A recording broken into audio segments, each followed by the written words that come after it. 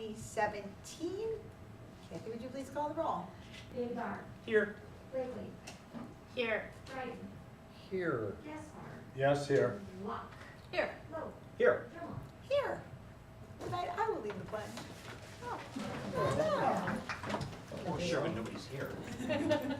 I pledge allegiance to the flag of the United States of America and to the republic for which it stands, one nation, under God, indivisible, with liberty and justice for all. I just don't want to outshine anyone.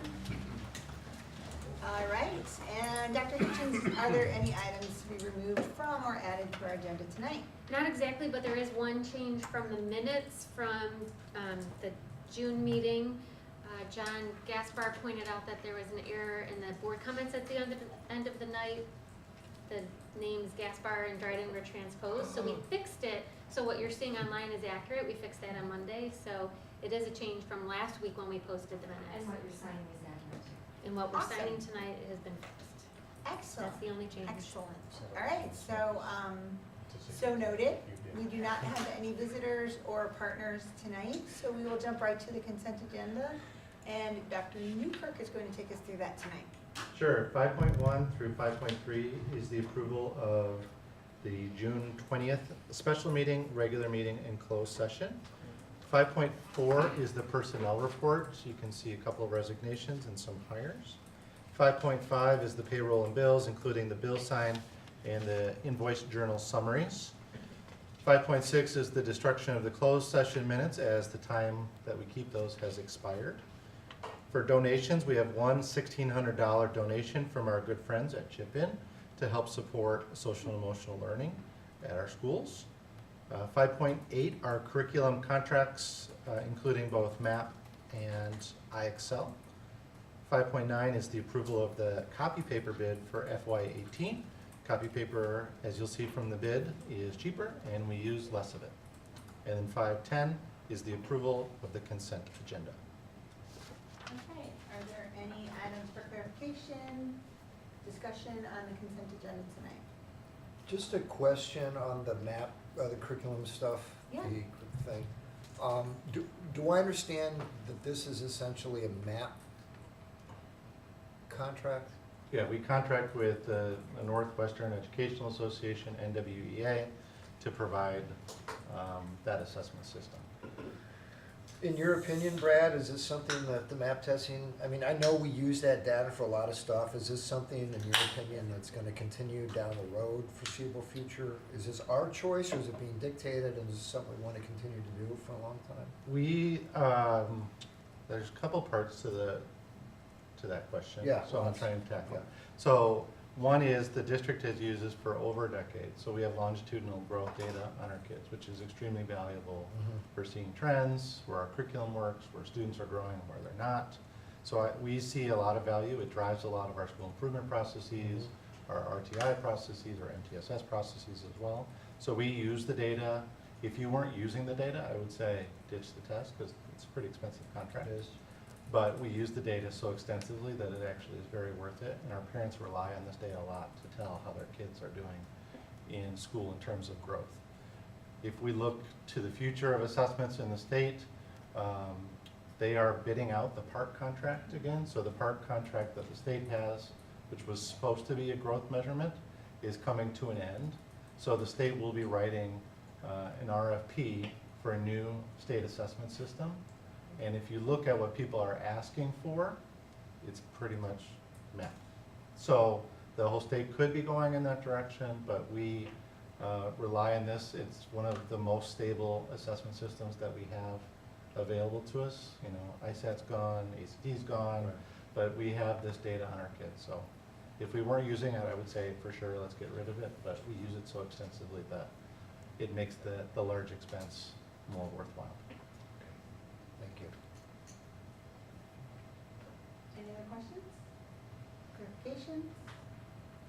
If not, then I would entertain a motion to approve all items in the consent agenda as presented, noting that the minutes today are correct from the change from last So week.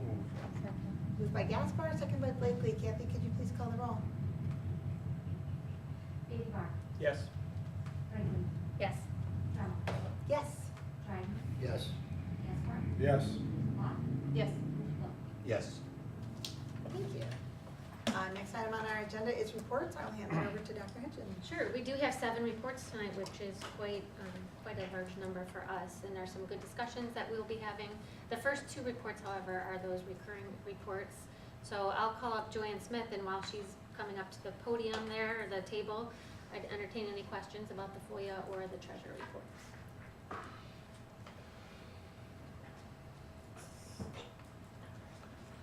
All right, so in 6.3, as you know, you were all at graduation back in May, and annually Joanne has been coming to the board, as did the principal before her, just to give that summary report, and it's been tweaked over the years based on your feedback and things that you'd like to see, but she's bringing you the latest version here. So she's here to answer any questions that you have. What are some highlights from the report, Joanne? Sure.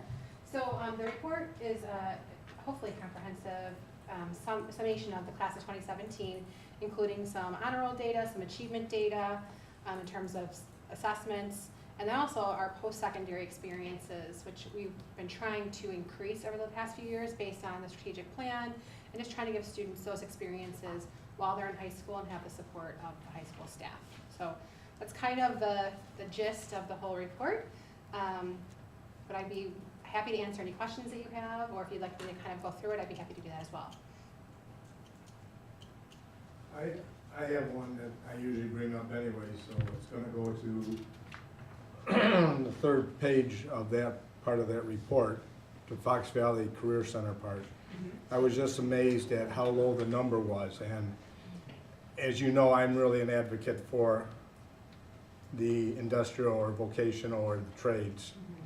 So I was a little concerned that that number was quite low. So I was just wondering if you have an explanation on it or so on.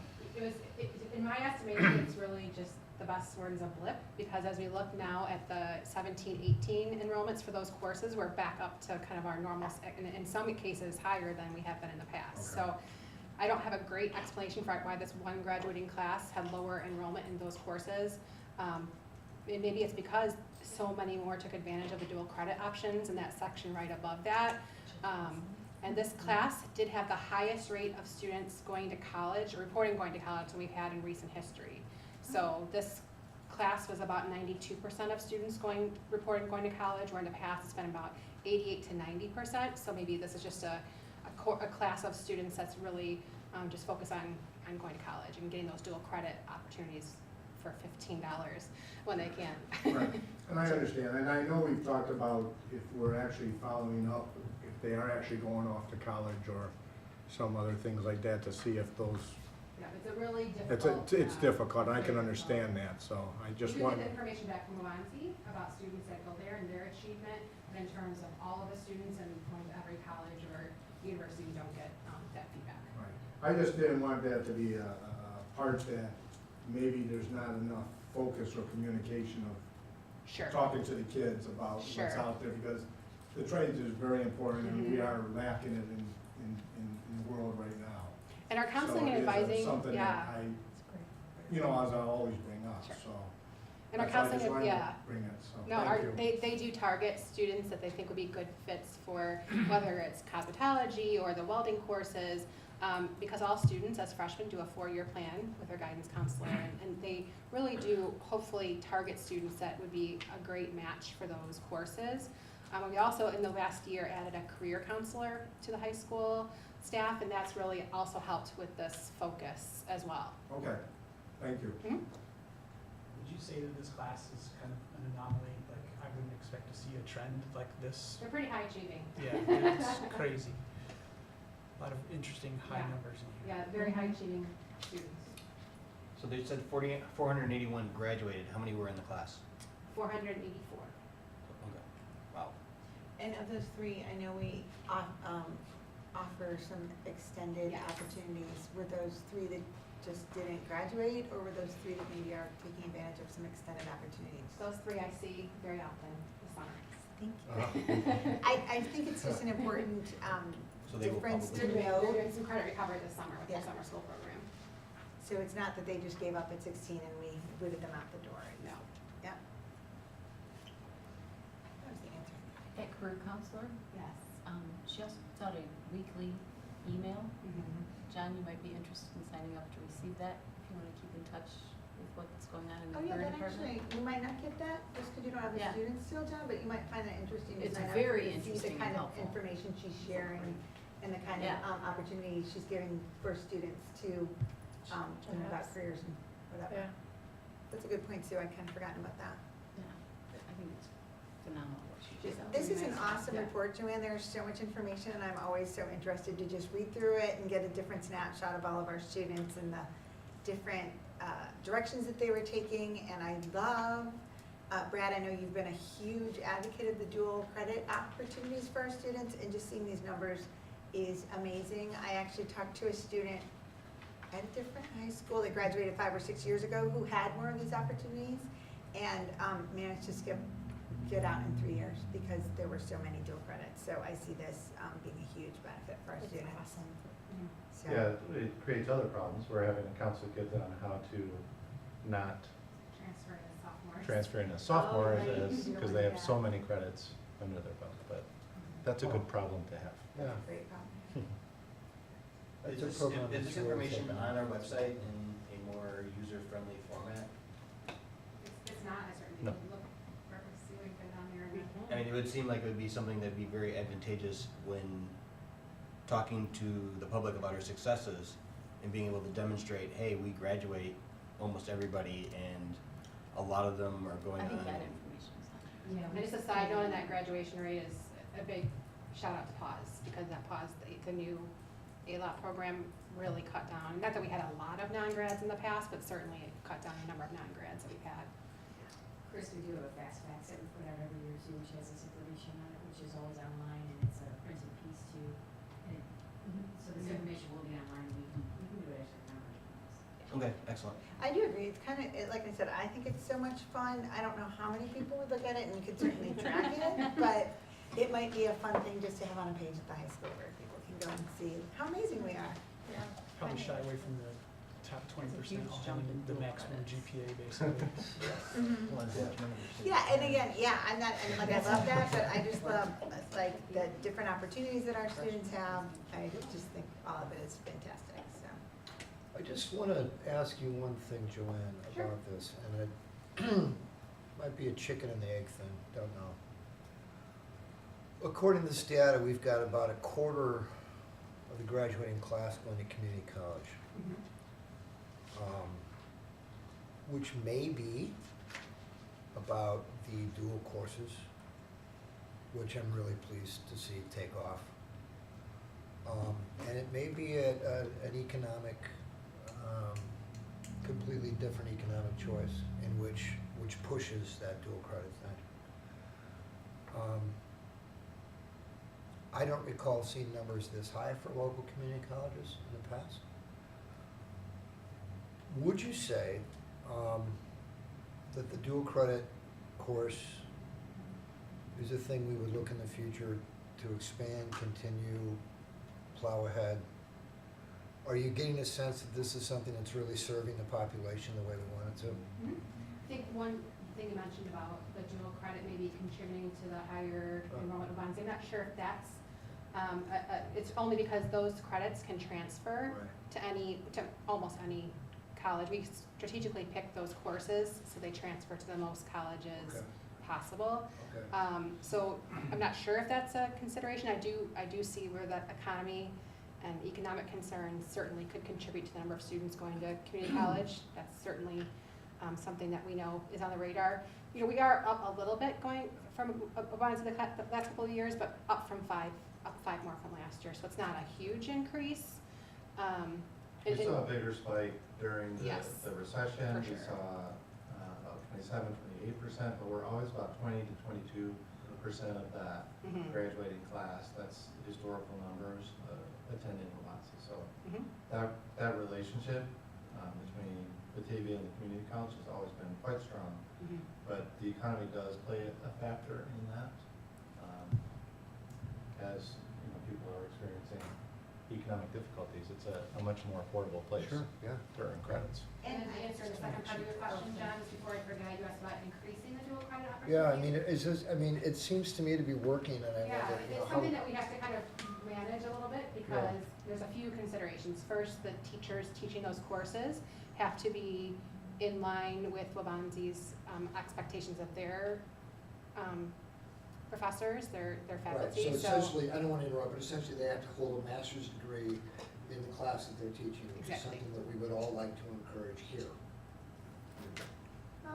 So that's, I don't know that we're necessarily unanimous that we are requiring a master's degree. I mean, I think we've I had would lots of certainly like to discussion. encourage it here. Yeah, I know you're a fan of it, and I'm not a fan, Right. but But this is one of those places where you can really see an impact on the community that's a positive impact, you know, here's a reason to do that. and we want to make sure we're growing that dual credit program in a way that helps our kids and still being fiscally responsible and not having very small class sizes and things like that. So we're trying to kind of do that balancing act, but we have increased those numbers each year for the last few years. So an example of kind of this balancing act is, I think 2 years ago, we were going to form cohorts where you could earn 16 credits. 16 credits, but you had to commit to it because it was a year-long program of study. And you had to commit to you're gonna enroll in all of these courses, and this was gonna be basically your high school schedule for your senior year. And there was no interest, I mean, very little interest in having that type of program where you're kind of all in. Yeah. But the a la carte program, where you can choose, I want to take this one, but not this one, has been much more successful. And the high school has really tried to capitalize on that. So we've had some failed experiments at increasing dual credit, but we see that our a la carte program and encouraging people to engage in that, and also making it on par with our other courses. So sometimes by default kids are in a dual credit class because that's all we offer at that time. Right. Has been much more successful.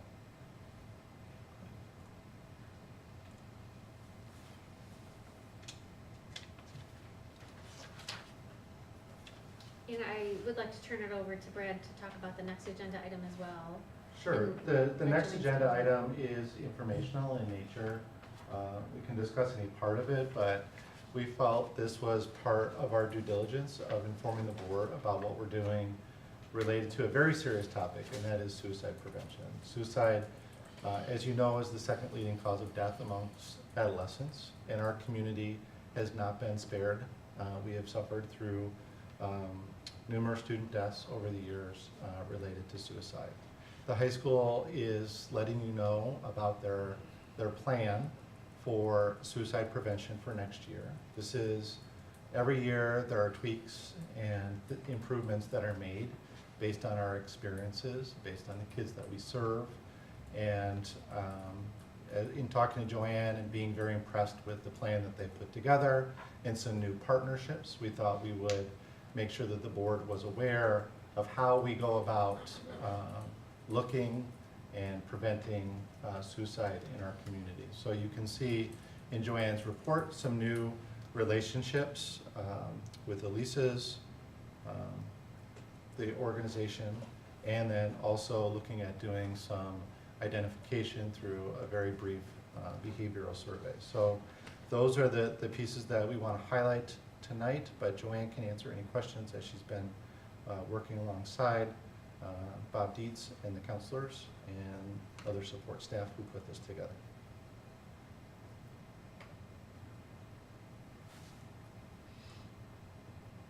I would just echo, the importance of what they're doing at the high school and knowing that there is a plan. And for any parents or community members that are looking at this online, they might not be as familiar with the different tiers. So do you want to talk about what the different tiers represent? In kind of an education jargon, there's always these tiers of intervention we talk about, whether it be academic or social emotional. And so tier 1 would be the universal tier. That's what every student will receive across the board. And so as you're looking at this report, that first tier, it's a little bit more meaty in its description because every student is getting this. In addition, parents and the community members are getting some information as well, along with our staff. So our staff is getting some retraining on many of these topics as we do every year. And we're just we're bringing in, as Brad said, Alyssa's Mission, which is an organization that works with hundreds of high schools to hundreds of public schools, not just high schools, to to really bring this message of act, care, tell, which is kind of going to be, that's that common language that we're really teaching our kids is act, care, tell about signs of suicide. Tier 2 is the more targeted interventions. Those are students that are identified as maybe at risk, and they're getting a little bit more support, and certainly follow through and follow up with those students. And then Tier 3 is our most intensive. And when you're looking at a typical, this would be less than 5% of your students. This is a very small group of students, but these are the students that need the most help and the most intensive support. And so they'll be getting another layer of support added on to the Tier 2. So, Julie, do we have, and I'm not aware, do we have any resources online now? Like, do we have links on our website, and are they relatively new? We do have some support links on our website for parents and community. We also partner with Suicide Prevention Services in Batavia. We have had that partnership for many years. So yes, there's some constant updating of those resources. Some are very static. The Suicide Prevention Services, for example, is one that we've used for years, but we are updating that page on the website when it's, relevant. It is one of those things where I don't even know what, I'm sure we have lots of partnerships that help us, but I feel like some of the parents that I know that have dealt with these issues, it's a surprise. So like, I might have gotten all of this information, then all of a sudden I'm faced with it and I almost don't even know where to turn. And so, it's one of those where how do we make sure that the people who actually need it, it's available when they need it. Exactly.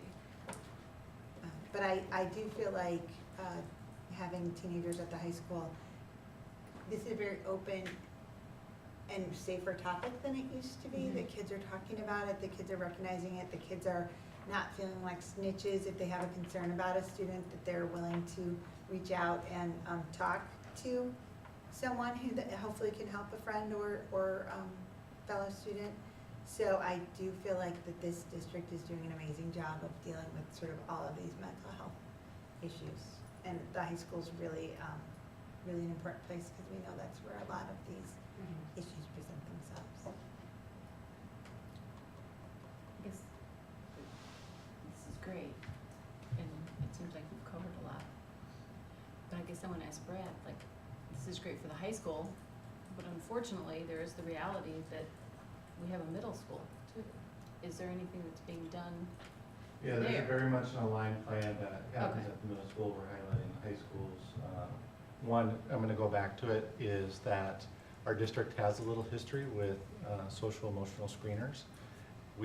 Part of this plan, as you'll see, is that we plan to give the brief screen for adolescent depression to all of our kids as a universal screener as part of Tier 1. So that is the reason. There's aligned plans at both the middle school and high school, but we wanted to make sure that the board was aware of our plans to give that brief screen because we have a history with surveys. What grades? All of high school.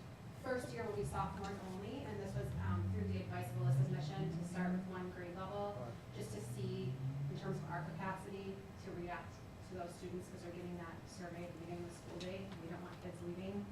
So we're starting with sophomores just in September to make sure we have the capacity and we know how to respond. And then And then growing it based on, next year, so all of the students in high school will get the screening next year, that's our hope. but not middle school. No. We're really trying to grow this smart, so we will be doing the sophomores, and then we'll see how that experience goes, and then plan accordingly from there. Our hope would be to have all kids go through the universal screener, so that we're fully aware of some of the issues that are going on, because not all kids present in the same way. So this is a tool in the toolbox for helping to identify students that we need to intervene with. Only sophomores will get the screener, all 4 grade levels will get the prevention education this Oh, year. So the this sophomores are the only ones doing the screener this year, all 4 grade levels. There's a plan for all 4 grade levels this school year though, to get the prevention education. Okay, so the Everyone screening, gets Tier 1. Everyone gets Tier 1. The only difference is this first year, just the sophomores will get that paper screener. That's the only Can you difference. talk a bit about the screener? Is this a one-on-one? Is it a computer program? You have a link to it in the board docs, I believe. I hope. How is the screening process? So once a student fills this out, and your red flag, Mhm. who is reading these? So we are scoring them that day. Who's we? Sorry. All related services staff, so counselors, social workers, our drug and alcohol counselor, and administrators will be working to actually score, to score these. So we can quickly identify who needs that help right away. And so that day in September, they'll take this screener in their classroom with someone from Melissa's Mission or one of our related services people in the classroom. And then by the end of as soon as we possibly can, before they leave that building, if they're coming up as a concern, we will see them. And then what? And then Are parents notified or confidentiality? Always. They don't have to be? always, if students are at risk of suicide, they're always notified through using the board policy. Okay. It depends on, call the parent. We typically, 99% of the time say, we want you to come pick them up and take them to be assessed. That's the most common response to a student that is showing signs of suicide.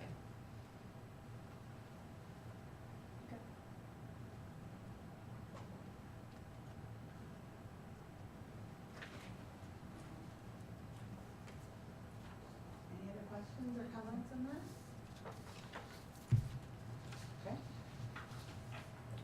The next report is a policy report, so there are 3 in here, based on the latest, I believe the March press. We grabbed a couple of those for you, they're listed here for first readings. The first one is the board member conflict of interest, which ties to the employee ethics conduct conflict of interest. And those 2 policies, the 2100 and the 5120, those need to be updated per some new federal regulations for procurement. So Lindsay is on top of that, and there were some new procedures that you'll see there as well. And the procedures require that our policies say certain things. So press is all up to date. So now we're up to date if we follow press. And 3070, which is succession of authority, that was updated in March as well. And instead of mandating that you approve a succession of authority, you'll see that they updated to say that you'll be presented with a succession of authority. And then I updated our succession plan with some new titles. I basically took the same succession order that existed before, but we have fewer administrators, so we deleted the administrators that don't exist, and I updated people's titles, and I tried to simplify the building one. Of course, in any instance where there'd be the superintendent or principal that'd be out for an extended period of time, we wouldn't just rely on this one procedure. We would put a plan in place for who would take on those duties. So are there questions about the policies or the procedures?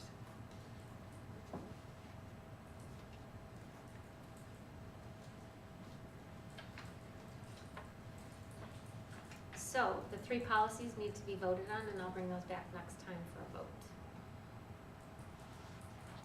Then the next topic is our tentative budget, and I'm going to turn that one over to Tony. Well, our tentative budget is, I would say, it's definitely tentative. It's a little earlier in the year than we have been accustomed to in recent years. It's close to a month earlier, which is a good thing. But being a month earlier, it's also a little bit more soft. We just last Thursday, finished our last transaction in the fiscal 17 year. However, there are still some payrolls that still have to occur in fiscal 17. For example, our teachers are paid year-round, 24 pays. They are continuing to be paid through the months of July and August, and their first payroll of the new year doesn't actually hit until September 15th. And so there's still some transactions that occur, although those transactions are encumbered and they're kind of locked at this point. So my point is simply this. The numbers for the prior year haven't been audited, and they're really not completely finalized, so they're not 100% accurate. So when you're looking at comparisons between prior year actual and what we're budgeting for this year, they're not going to be solid. I need about another month yet to kind of shore those up, so please keep that in mind. The other thing is that we're in the process of transitioning to some new accounting structures, which nobody else is excited about it, but I'm really excited. because it really makes budgeting a lot easier and it makes reporting a lot easier. But the problem is that so many of these accounts don't exist yet, so I don't have places to park some of these budgets, some of these monies, and so I've had to park some money in contingency, and that sounds bad. It's not intended to be contingency, but it's kind of essentially a placeholder until I finalize this budget. So that's a long way of saying essentially, this tentative budget is truly a draft at this point. It approximates where we're gonna end up for the year, and I think those approximations are accurate, but specifically where the money is, I know, like, for example, money is not accurate in curriculum instruction, the money is not accurate in special education yet, but in a month, and certainly by the time you adopt this budget in September, it will be. So please bear with me. Just in terms of quick facts, I wanna, actually, if I can steal the projector from Sue, I wanna show you, kind of walk you through the budget here. Yeah, I need your dongle too, please.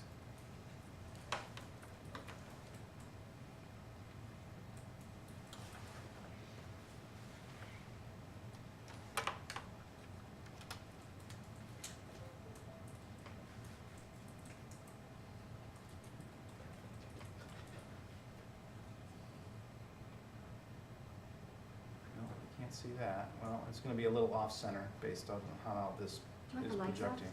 Do you want the lights on? Maybe like 100% bigger. 100% bigger? It's gonna go off the page if I do it any bigger with the way it's, with the way it, I'm in that denial It's a stage. little better. I hear it. It's on your computer. yeah. You just bear with me here as, we do this, cause, it's, Well, that's the only reason I can read it.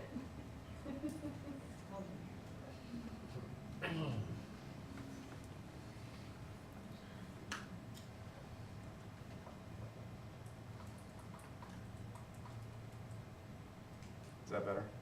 Yes. Okay. All right, so these are the quick facts. And again, keep in mind that this is a draft, so when I say total revenues are projected to increase by 2.2% in this tentative budget, that's based off of some soft numbers as we're finishing up the prior year. So those numbers are subject to change. What's more accurate, however, is the 104.8 million.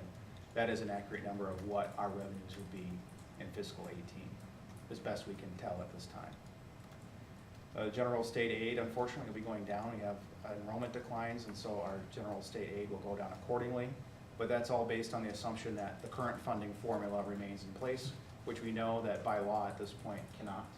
The state passed a budget on July 5th, overriding the governor's veto, and one of its contingencies stipulated that the only way that schools essentially get their funding is if there is a new funding formula. And as yet, we don't have one, so that general state aid will not flow until that is the case. This is an unprecedented year in terms of state funding. We went 2 years without a state budget. We have yet to receive two of the 4 categorical payments that we receive in a given fiscal year. We do budget a little differently than most school districts, where there's 4 categorical payments that are distributed in a year, and the 4th payment of any given year we book in the next year. And so then we only have essentially 4 and then the first 3. So at this point, we're short 1 categorical payment for fiscal 17. We do not know if we'll receive that in time to book that revenue into the prior fiscal year. And if we do not, we'll be roughly $1 million in the red. But again, it's tough to say at this point, but it's definitely gonna be a 7-figure number. And if that funding comes in later, I think we will get that money, but at least eventually. We might have to book that in fiscal 18, and if that's the case, then obviously our revenue's gonna go up in fiscal 18. Eventually, I do believe we'll get the money, but you never really quite know anymore with the state of Illinois. Other state reimbursements, a big chunk of our budget is money that the state of Illinois pays on behalf of the district for pension obligations. And so that, in this year, I'm estimating at this point to be about $15 million. So $15 million of that 104.8 million is actually money that we never really quite see, but it's basically revenue that's collected on our behalf and then expenditures that are paid on our behalf to cover our pension obligations. That will go up a little bit because our salaries are going up a little bit. In terms of expenditures, again, that 3.3% is subject to change based off of where we end the actual for the prior year. But our expenditures are gonna be very similar. We should be right about $104.8 million. I'm expecting at this point that we'll have a surplus budget, roughly about $500,000, which is good. We need to be desperately adding to our fund balance because, as you know, we have to borrow money each year. As the months dwindle in the fiscal year, when we get to April and May, we run out of cash until we get our tax distributions, and we have to borrow money temporarily to make ends meet and make our payrolls and pay our bills. If the state is behind on their payments, that could possibly drive us to borrow more money sooner. Hope that's not the case. Obviously, it's more expensive for us if it is. But Tony, that short-term paper is always most expensive, isn't it? It's not terrible, but you know, it's obviously going up as interest rates are going up, and so it costs more to borrow that money. But it's just something that is a sign of fiscal unhealthiness. We shouldn't have to do it. And unfortunately, we've been pretty good at spending down our fund balances, but not putting them back. Let's put it that way. I hope this fiscal year, we're gonna have an opportunity to put some back. In any given fiscal year, you have to put money into your fund balances to keep afloat, because you need a percentage of that cash as your expenditures increase every year. You need a larger and larger amount of money to keep enough cash on hand to pay your bills. And you gotta essentially put in anywhere between $250,000 to $500,000 in fund balance, just so you have enough cash to pay the bills. Right now, my estimates show that we have about 78 days on cash.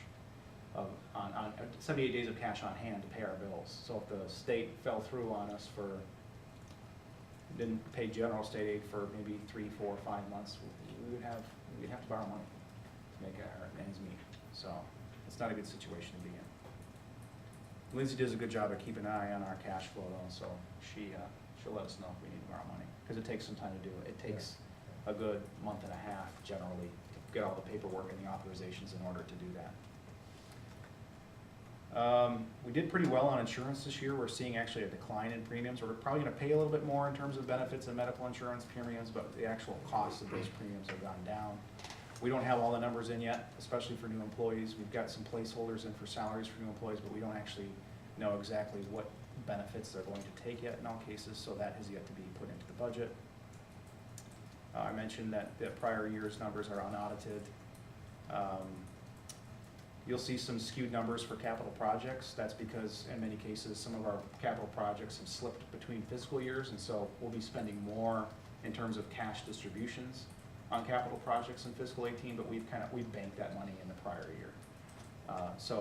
It looks bigger, but in all actuality, it's gonna work out fine, especially now that we're transferring that money to the capital projects fund. That's working out just as we had intended. Key assumptions are here. I won't go through those because those are pretty typical. Summary of the budget. I'm just going to skip right down to the summary of our objects. Give me a second here, excuse me. Go over the screen or you might get dizzy. Here we go. So in terms of funding sources, this is how we summarize major funding streams in terms of functions and objects. On top, our functions for revenues are property taxes and other local funds, general state aid, other state and federal. Property taxes, we're going to see about a 2.7% increase we anticipate in property taxes. This spans 2 tax years, so this is the current levy and next year's levy. And then other local will be going down slightly. General state aid, as I mentioned earlier, will be going down. Other state will be going up, and that's primarily driven by those on behalf payments. That's not actually cash that we'll see. In actuality, most of that, there's a slight decline in state funding, and then also a slight decline in federal funding, with a total of an increase of 2.9%. But keep in mind that 2.9% is relative to based off of where we end the fiscal year this year, especially with that categorical still outstanding, as I mentioned earlier. Salaries, increase of 1.5%. Benefits, an increase of 1.1, but again, that's a kind of a softer number with benefits because we've still got some work to do in terms of who's taking what benefit. You can see the rest. The supplies are going up significantly, and that's because we're moving a lot of those transactions out of our student activity accounts and into revolving funds, and that's captured there. So a pretty healthy amount of cash. that was going through activity accounts before that really shouldn't have been. Capitalized equipment, that's where our capital projects live. We're behind on paying for those projects. We still haven't paid in entirety for the field and the track yet. Those payments are still outstanding in a number of other projects, but they'll be paid here shortly. Other tuition and debt service, that again is where those on behalf payments live, but one other thing that's a significant increase for us this year is the outlet mall rebate that we owe. It'll be the first year that it's due, and that is, off the top of my head, it's $400,000 and some change. I can't remember the exact number, but that's a new expenditure for us that we'll see for the next 5 to 6 years. And then the rest, I think, is self-explanatory. As I said, as you go through that budget, there's a number of things, folks have a number of questions. Mr. Dinwiddie sent me some questions the other day. I'd be happy to answer those for you right here. I know that you're interested in the answers. For example, he was wondering about salaries. He saw an increase of 12.7% in administrator salaries. I'd realized that there were some salaries that were miscategorized. Actually, it was what we had called in the past division coordinators. They weren't necessarily being represented under the regular administrator salaries, so those have been moved to the proper location. It isn't that we're spending more. In fact, we're spending less on administrator salaries this year in totality. But just more people. But there's more people in there right now. They were miscategorized in the past. And the same goes for their benefits. Their benefits have moved over accordingly. Overtime, we had a great year last year for overtime in actuality. So in the prior year column, you're looking at prior actual. We had a great year in terms of overtime for snow. Typically, we have to budget something just shy of $100,000 just for snow operations. And so we enjoyed a pretty light winter last year. And we're budgeting for what a typical winter is. And so we would expect that extra in overtime to be closer to the number that's budgeted. And then when it comes to TRS and THIS, there have been some increases there, some pretty profound increases in terms of what we must pay for TRS for teachers who are paid with federal funds. And there have been other increases for THIS.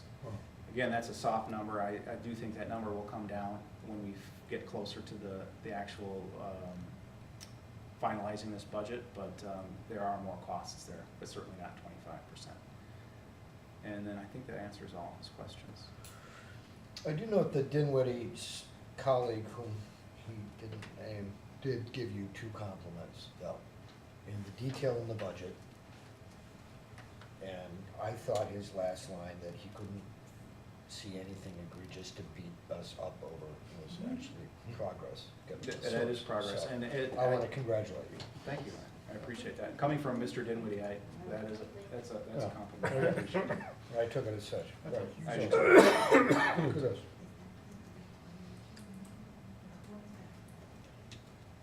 But I'd be happy to answer any other questions that you might have.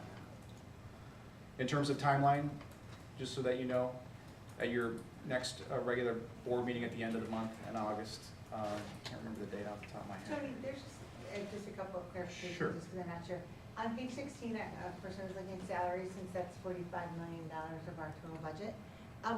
The non-licensed administrators went down by almost 15%. What caused that change?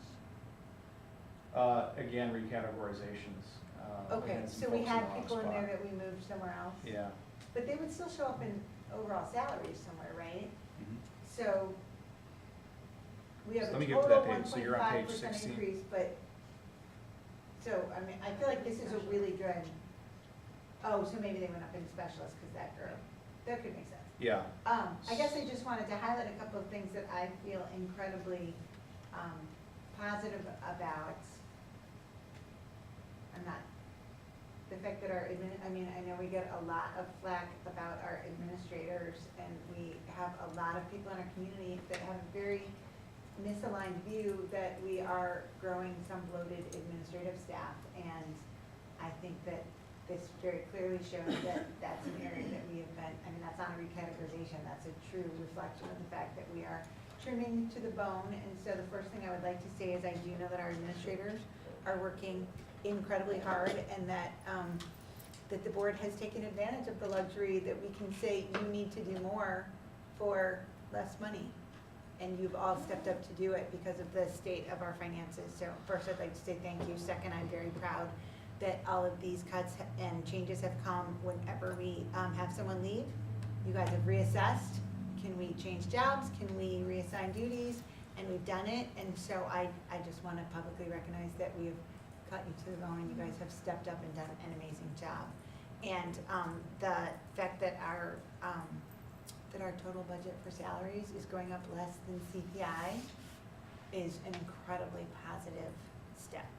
So I echo, this is an amazing, I know it's still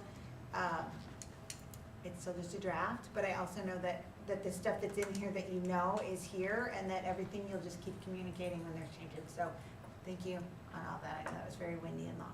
I'll stop And you talking worked very now. hard about this.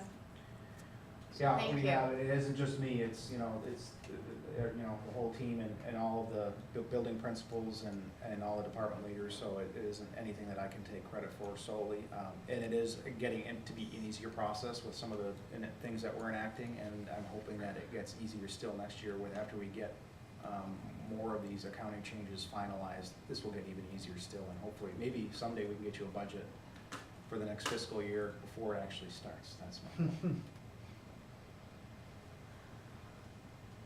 So thank you. And then in terms of next end dates, August 22nd, by law, we're required to hold a public hearing before you adopt the budget. We posted notice that you would do that on August 22nd. I'll share any updates that I have for you at that time, any significant changes, and share that with the community, and offer the community an opportunity to voice their insight. And then we would be slated for adoption on September 19th. You're obligated by law to have a budget by the end of September. Probably a good idea generally after about a quarter of the fiscal year passes that you should have a budget. Just a suggestion. But so that's what we're targeting there. All right. Sounds good. Any questions, comments? All right, thank you. I think this last one. Yeah, the last report tonight is about a facilities commission, and I think that when I teased earlier about having some good board discussion, and this was the topic that I was referring to, this is one of those times where I think 10 years from now, you guys are really gonna have made an impact based on, you know, your vision for the facilities, and I think this is one of those times, I'm ready to have that discussion with you to get your guidance about how to move forward with our facilities for our district. And the way that the board has always done this is a very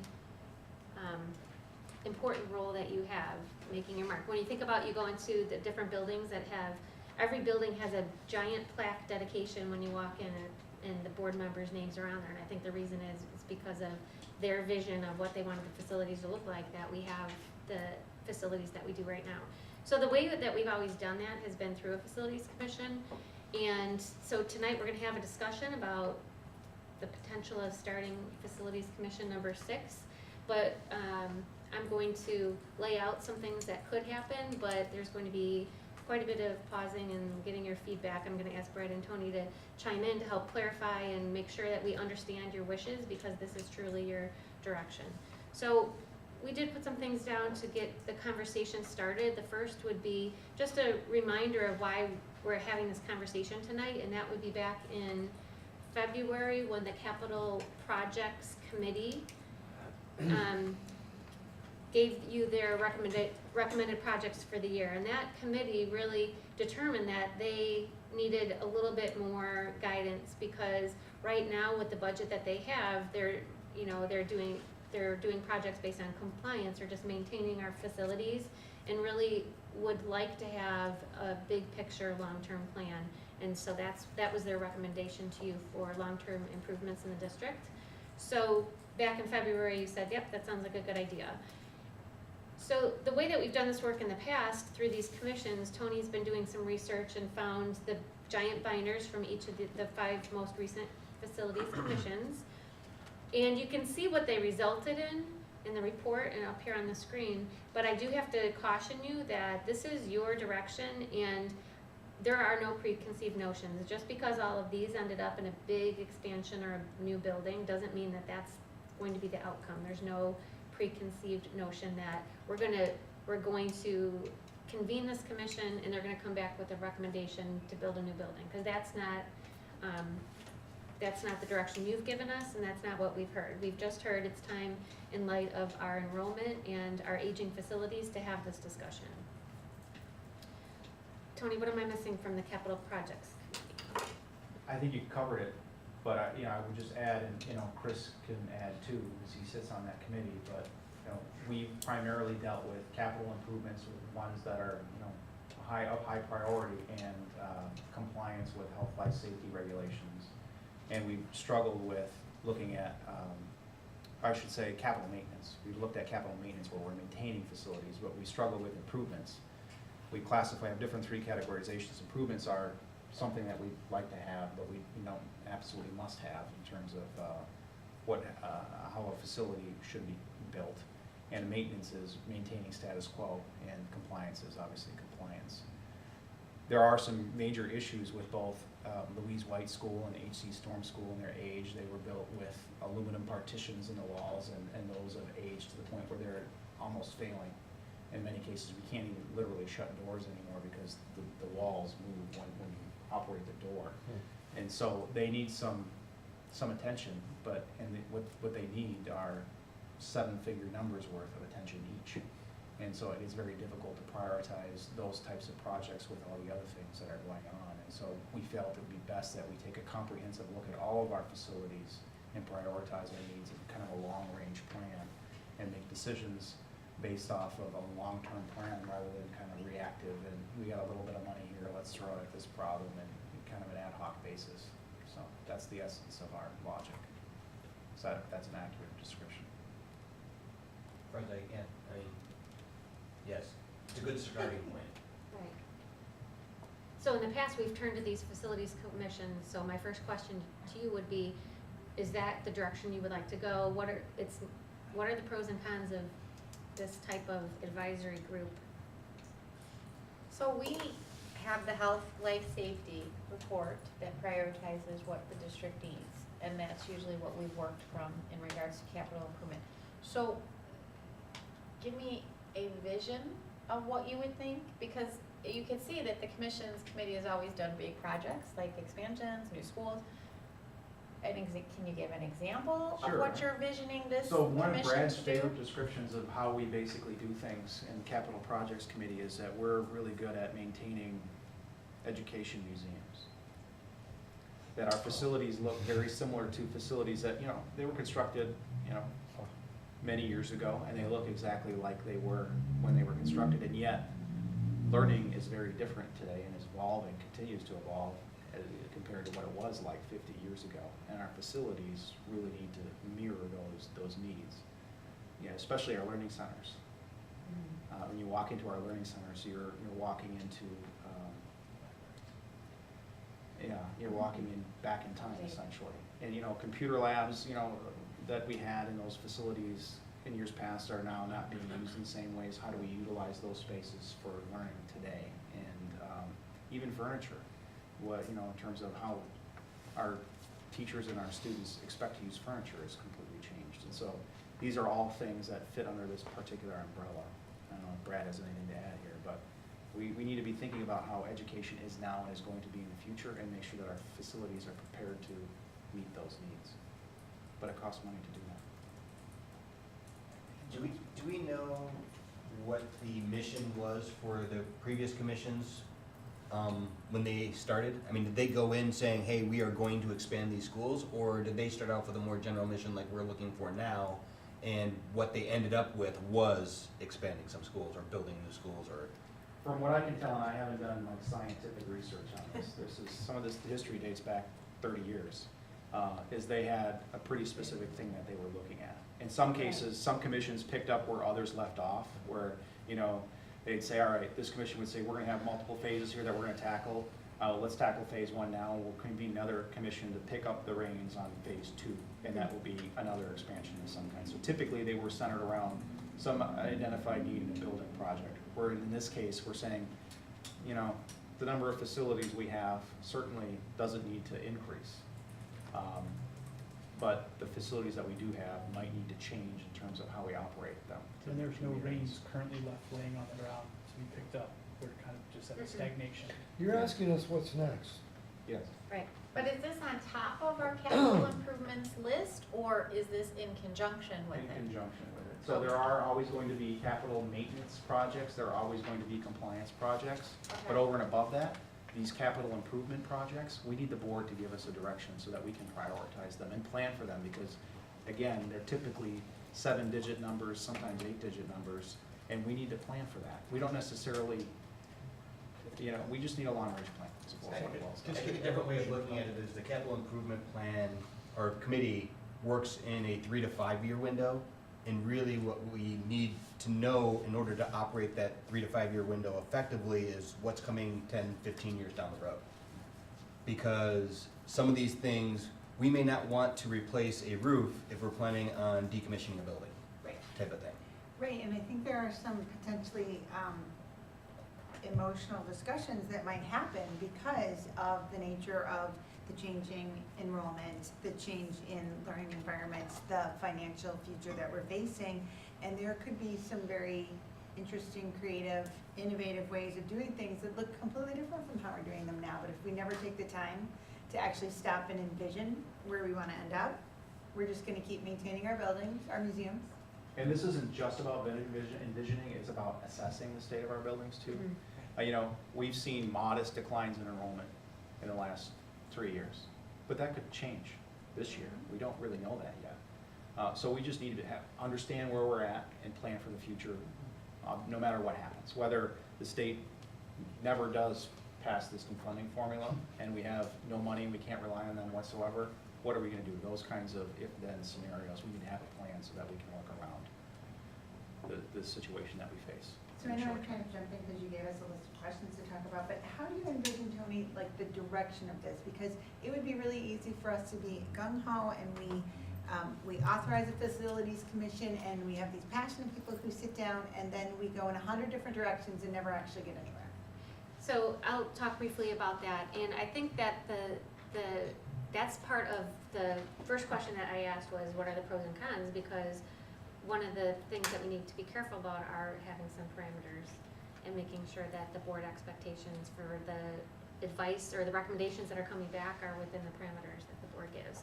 But if you look at, senior management, we spent some time looking at how we would do this, because some of the other commissions started off with questions that they were trying to answer, and I thought that was a creative way to do this. But if you could see that, the first piece is the logistics, and we do need your feedback tonight if we are moving forward with that.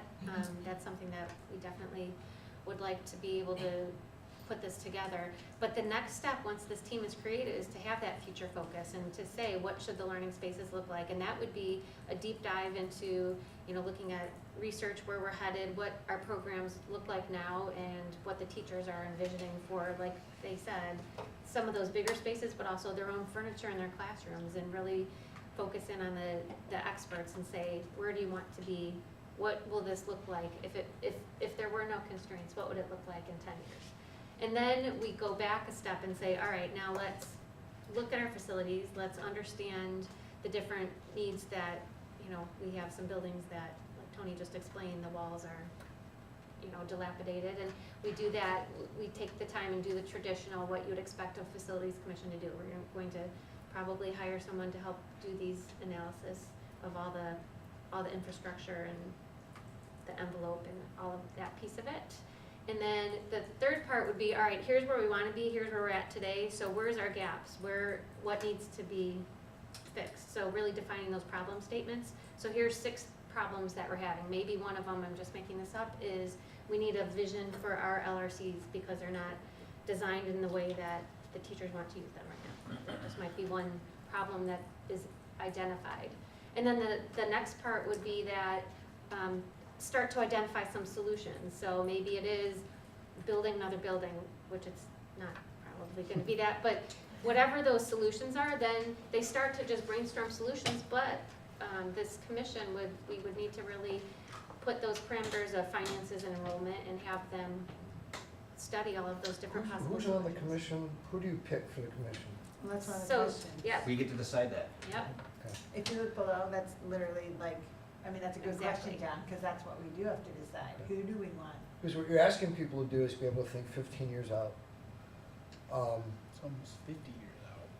And while I appreciate the question of this, what you've written down is the essential question, how do we create learning environments that will meet the educational needs of students in the future?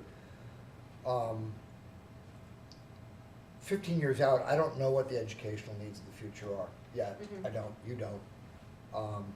And there's so many subparts to this question. Is our purpose to create better workarounds? Is our purpose to create better citizens? Is our purpose, do we want to continue to emphasize technology? Do we want to emphasize industrial arts? Tony might be the smartest guy in the room when it comes to economics. I'm sure he is, and I bet he can tell you that he cannot predict what the economy will look like in 15 years. So the question is so broad and so out there that when I ask who's on this facilities commission, because you're not just talking about facilities, what you're talking about is what you envision the state of education to be, what the economy's like, where the needs are, and how we meet those needs in 15 years. And we talked about having that steering committee start this work, but knowing that, first of all, the membership will probably change, but secondly, there are going to be some very specific people that are, groups that we're going to have to tap into their expertise. So when we're answering that question about future learning environment needs, there's going to be people brought in that really are taking charge of that question that might be different than that original steering committee. But we just wanted to, one thought that we had, but we could do something different, is to have that steering committee get started, but then, there will be a different group that maybe just studies J.B. Nelson School and the infrastructure issues that they're dealing with right now. So there will be different groups that are identified along the way, and the membership will change based on whatever the problem is that we're studying at that time. So the facility commission is not a fixed membership, it is Correct. it's kind of a floating ad hoc group, and as you're addressing specific problems and issues. Right, and I think maybe John Gaspar can speak to that with one of the ones that he was on, that there was, this is one thing that we thought we read, that there were steering committees there and then were- small groups that worked on different projects. In number 5, which I was on both parts, it was predominantly the same people from all different backgrounds. If you ask me how we got picked, I don't know, and that's an honest answer, because I know some people were asked and other people heard about it and then just came to an open meeting and then they stayed. I got a tap on the shoulder at church and they asked if I was interested, and I thought about it, and partly why I'm sitting here. Look at you now. I know. This history is this. So I should mind my own business in church. But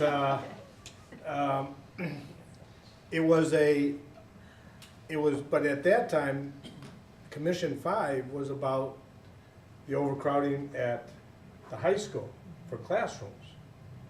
And so there was a specific reason why that was really part of it. And then, of course, the physical education area, and of course how the music and the drama and arts and all that was going on.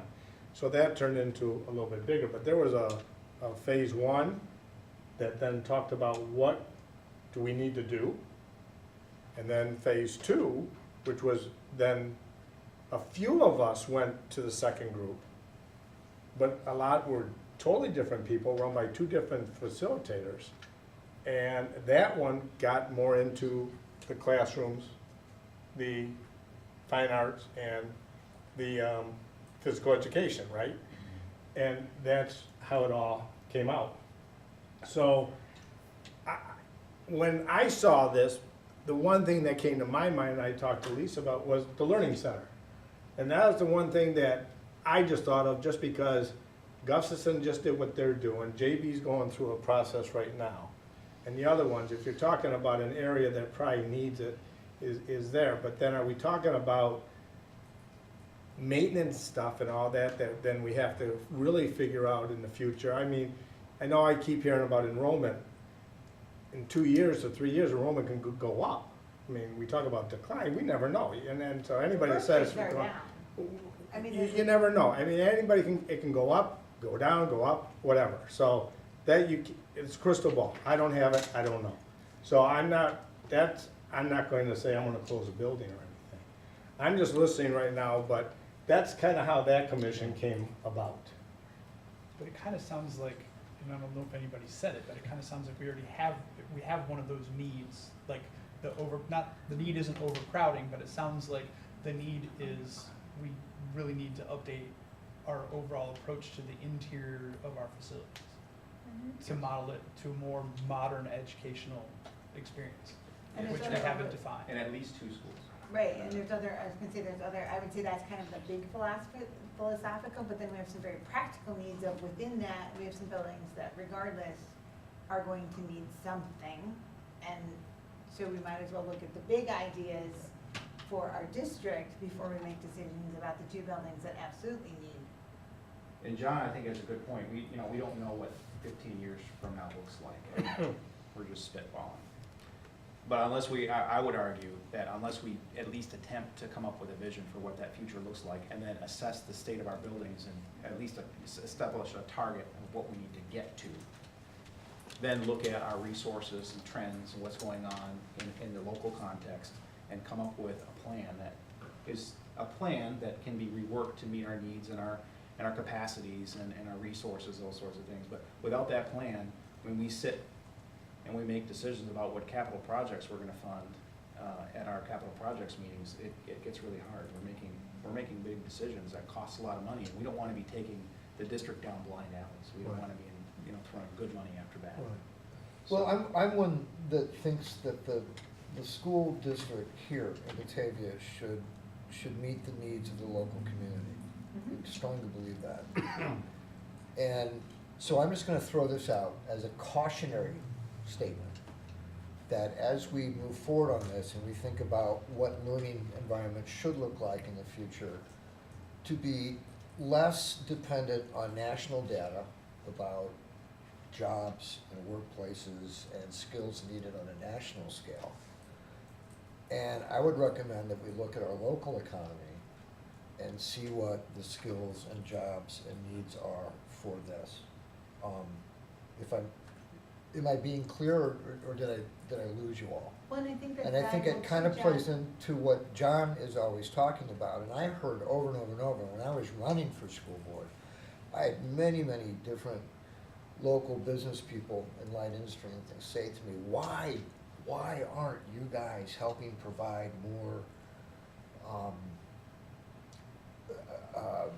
people with with industrial skills? How are we dislinked from that? But I think that points out, like, that gives us a big idea of some of the stakeholders that we should be including. Yeah, I really do think that it's not that I believe that education is about creating a better work environment. I really believe that a big part of education is about creating a well-rounded citizen, which, I like Brad, we're humanities guys, and that stuff is important to us. And I don't want to just make it sound like I'm all about jobs and jobs and jobs, but, it's something that I just think that if we're going to make that part, if we're going to have a discussion about creating learning environments for the future, I would rather have us think about the needs of our own local economies rather than national data that may or may not be relevant to what we're doing. I've got a couple thoughts that I'd like to add. One, I think we should be careful about biting off more than is necessary, in that I think we have a strategic plan already in place that we can use to guide a lot of what it is that we want from this facilities commission. So rather than trying to reinvent the wheel that we've already created with our strategic plan, that we use that as a guide moving forward. So even though we don't know what's going to happen 15 years from now, we do have a blueprint that we're operating by Is it aligned with what? that should help us get there, and is hopefully going to evolve over time. So as this facility commission works, the goals that they direct or give us, the direction that they give us, will also align with that strategic plan to get us to where we need to go. It seems to me, as an architect and as somebody who sits on the building committee already, that really the most important thing we need before we can really go anywhere is an assessment of our facilities now. where are we, what is needed to keep them operating, and whether or not it's worth putting the money into them. And if we put the money into them, where are we putting, how efficiently are they being utilized?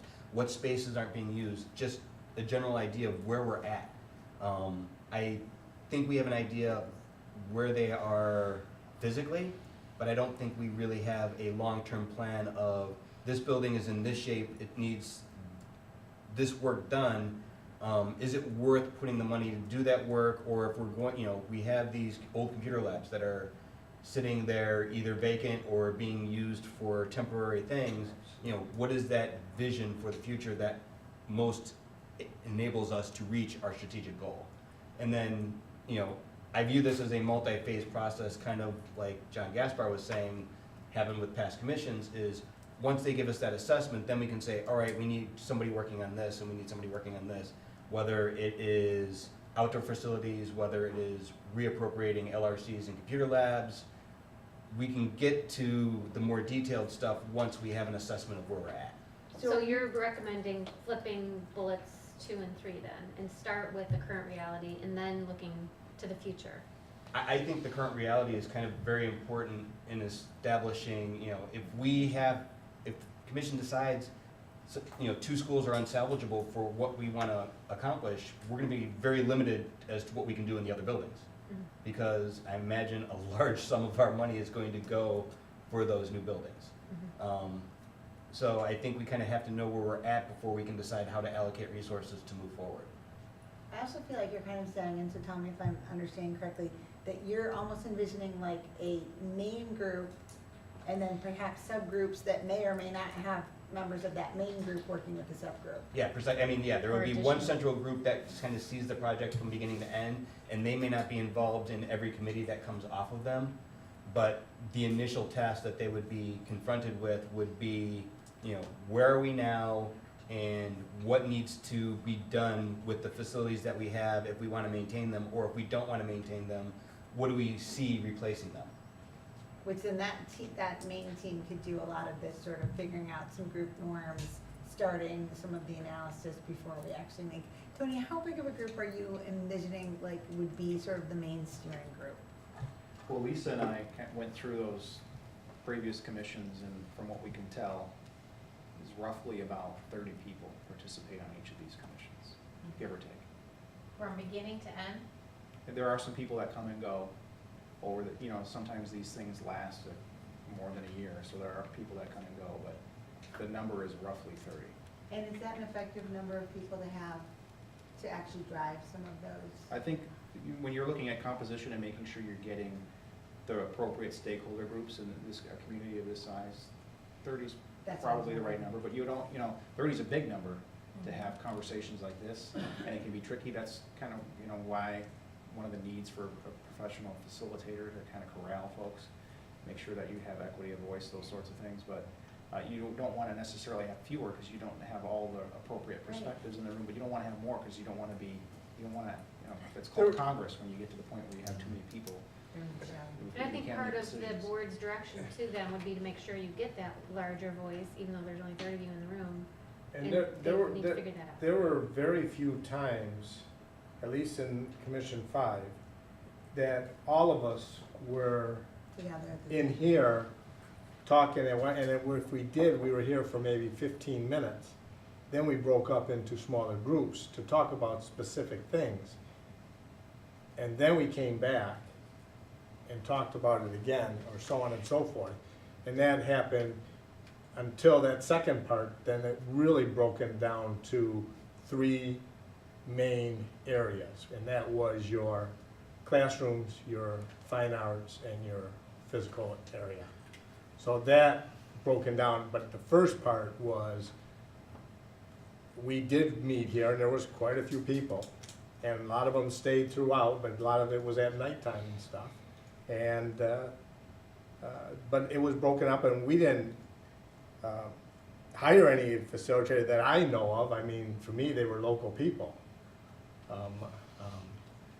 Unless Lisa has more knowledge of that than I do. I mean, I know the 2 people, but I don't know if they were hired or anything.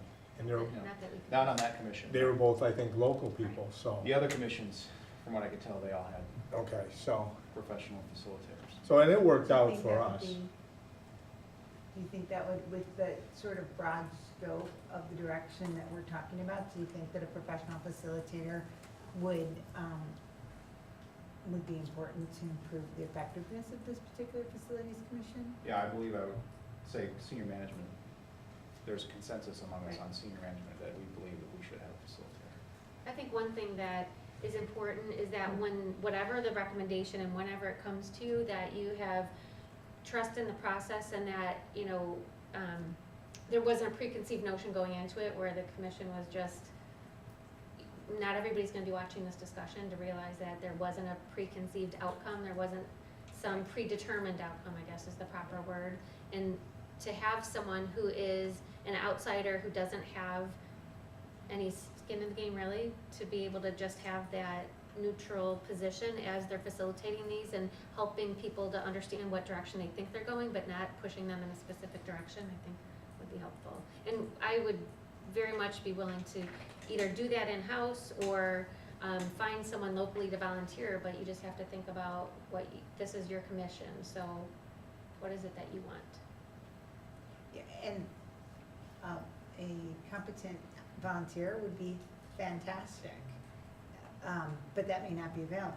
So I'm not adverse to, this is at least to help us set up our goals and figure out how we'd work and sort of help the commission work together, and maybe sort of someone could be waiting in the wings, watching and learning from a professional.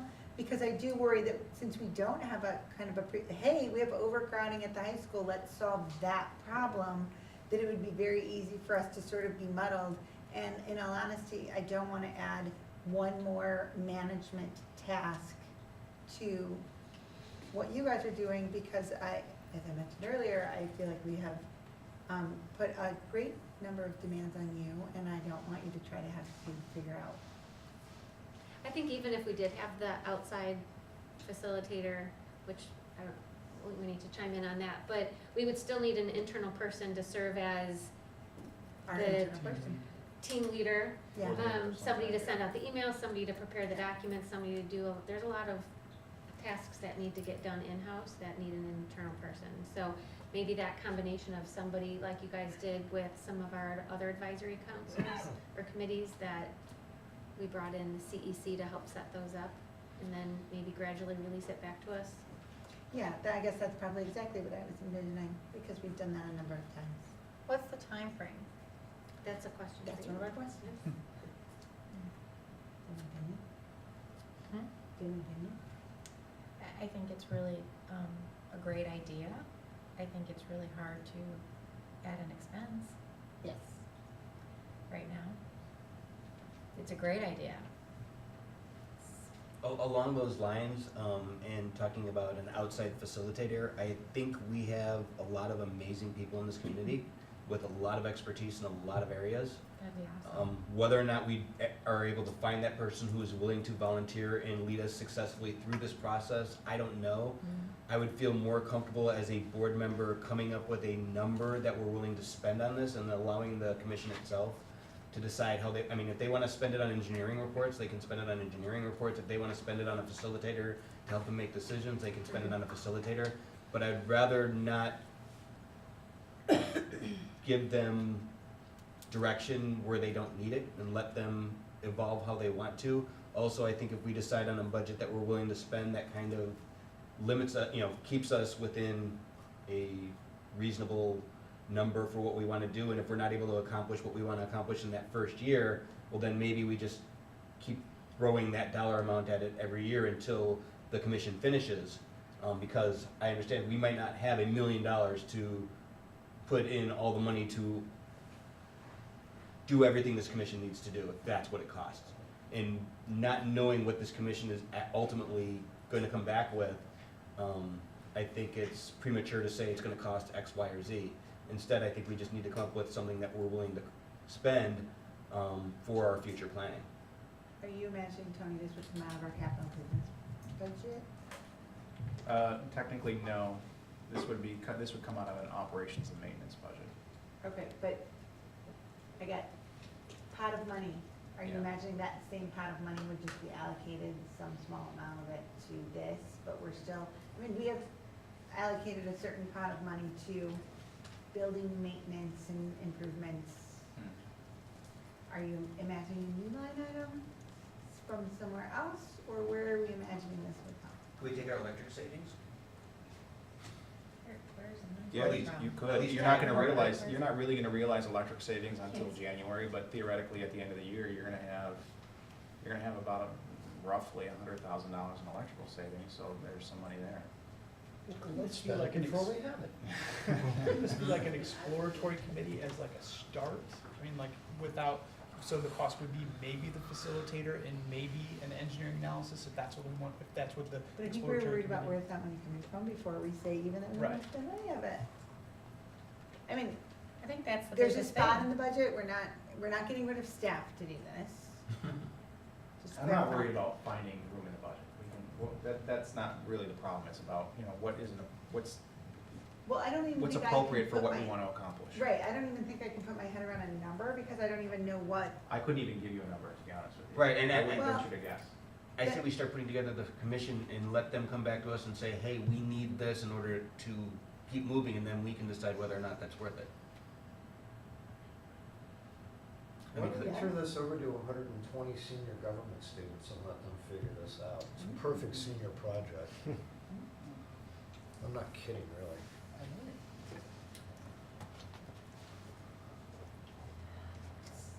so What, I mean, what do you think the next steps then? Like we talked, I think we all like the idea, I think we're all sort of like, I don't know what to do. I think There the you first go. question that Lisa asked was the appropriate one, is if you sent this commission off to come up with a recommendation, are you willing to accept what they're telling you to do? Right, that would be a con if there was all this work. I don't know who's on the, like the facilities, what is that? I mean, I can imagine architects, I can imagine businessmen, I can imagine No, or accountants, women. but when you get down to the essential questions, how are we creating a learning environment for the future? Who are you asking? So, you have the privilege of determining who you're asking. everybody who's in our community that makes our community work, so I think we need to Well, have. forgive me for just a minute, but some of the smartest people I know right now are in their 80s and 90s, and they're brilliant, been involved in this community forever, and I would never ask them that question. so then we Because should they're have- completely disengaged with what young people do now, how they learn, how technology impacts them, et cetera. Who would you ask? Me personally? Yeah, I mean, who would you ask what learning's gonna look like 10, 15 years from now? Our staff. Well, Our students. and maybe not even the older staff. Like, if I were sitting in the building, literally, I'm the last guy you would ask. Oh, for sure. Thank you. But, maybe some of those younger teachers who are much more engaged in the innovation of technology and how And they're who were learning just- within and who this were social just environment, learning right? And are still learning. Right, so, I mean, But I think it's important to ask older community members and older staff. I think that's important. yeah, don't miss my point, Tina, I'm not dissing anybody. No, I'm saying But that's I a good just, idea. it's a huge question, and if this commission is about literally just fixing buildings, that's one thing. But if it really is about how are we imagining what the next generations of students need, and what that physical environment looks like for them to learn in, I think we have to really think about who are we asking to kick around that question?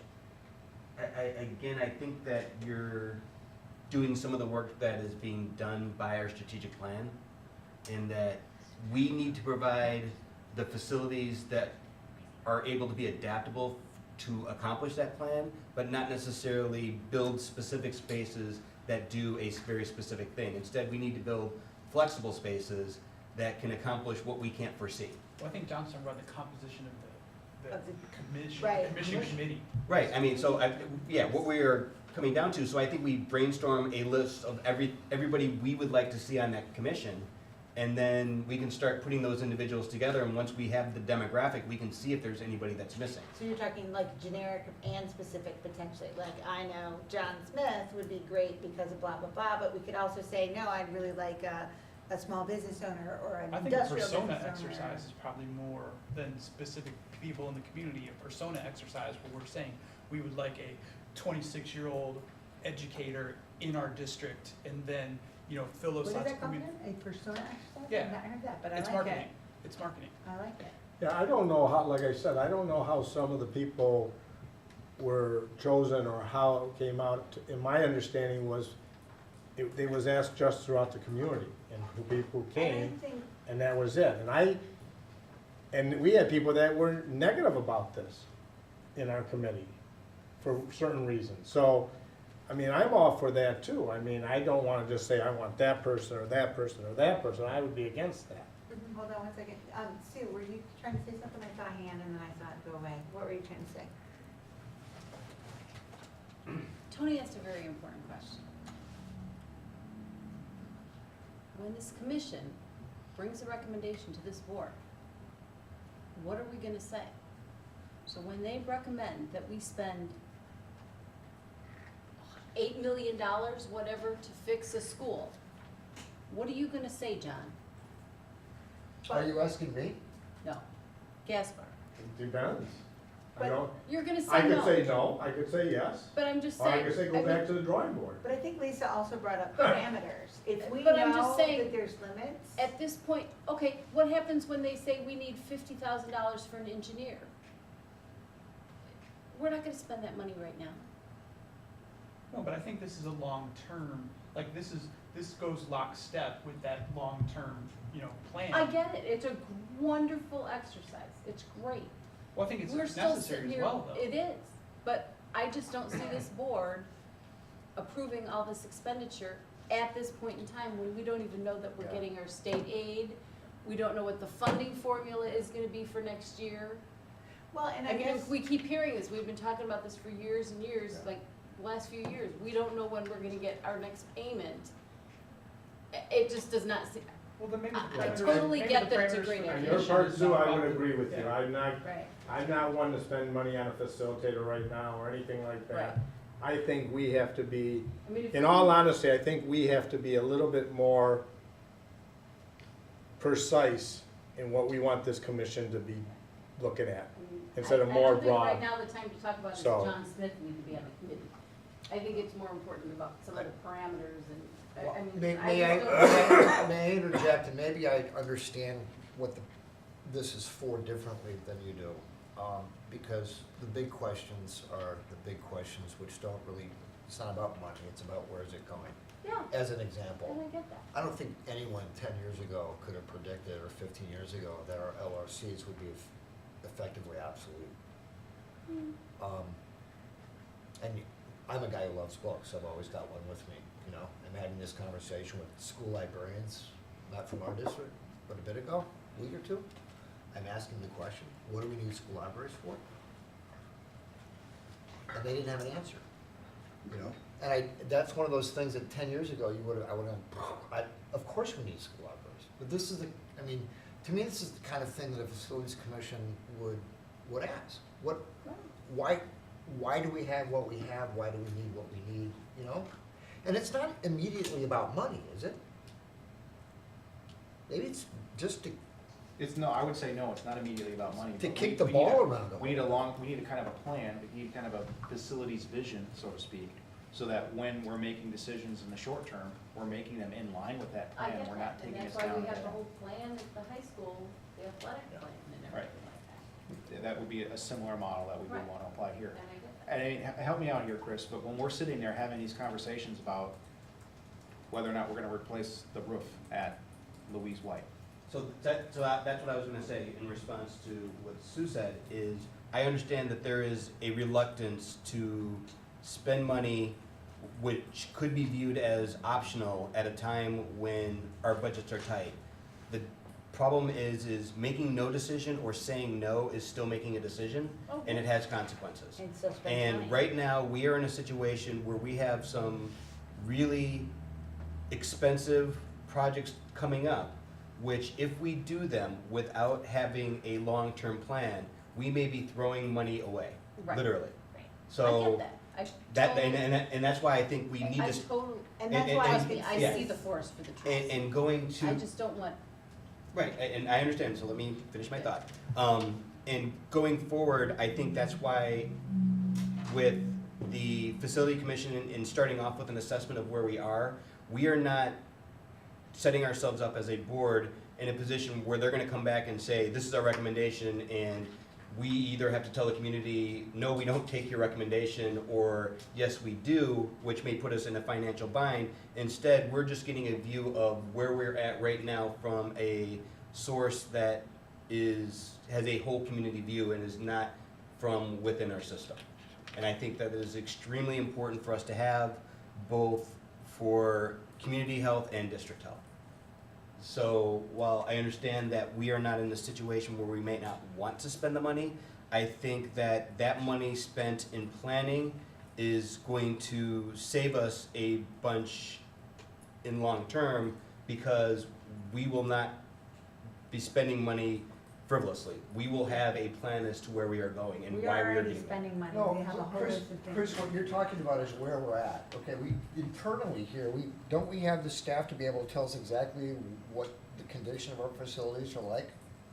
That's not a vision of But the the- commission, that's the just, sta- that's the an staff- inventory, that's the- inventory. The staff can't look at what the community standards are and determine, hey, this is the amount of money we need to invest in Jamie Nelson in order to keep it open and serve those kids in order to meet our strategic plan. We need people who are out in the community who can say, that is how I want my tax dollars spent. So that's a part of the feedback that we're looking at. Yeah, so part of that feedback isn't just, this building is in this shape, it is, this building is in this shape, it would cost this much to invest in it to keep it I running. understand what you're And saying. we, as a community, We're not feel- talking about long-term vision, or you wanna do inventory and look at what we need to fix. And I think we're talking, I really am talking about something completely he's different. looking 15. But I think Chris is saying like this inventory and this is Yeah. where we're at has to be known Yeah. before we talk about what you're talking Why about. do we have to hire somebody to do that? Oh, I don't know that we. No, even said we and had to that's hire. why I was think saying, I that don't we think said that we should just hire need a anybody at this group. point. Why That's would, paying attention to it. we I have thought we those. already had that though. Yeah, I mean, we have access to that, so I don't understand, where did all this discussion of money come from?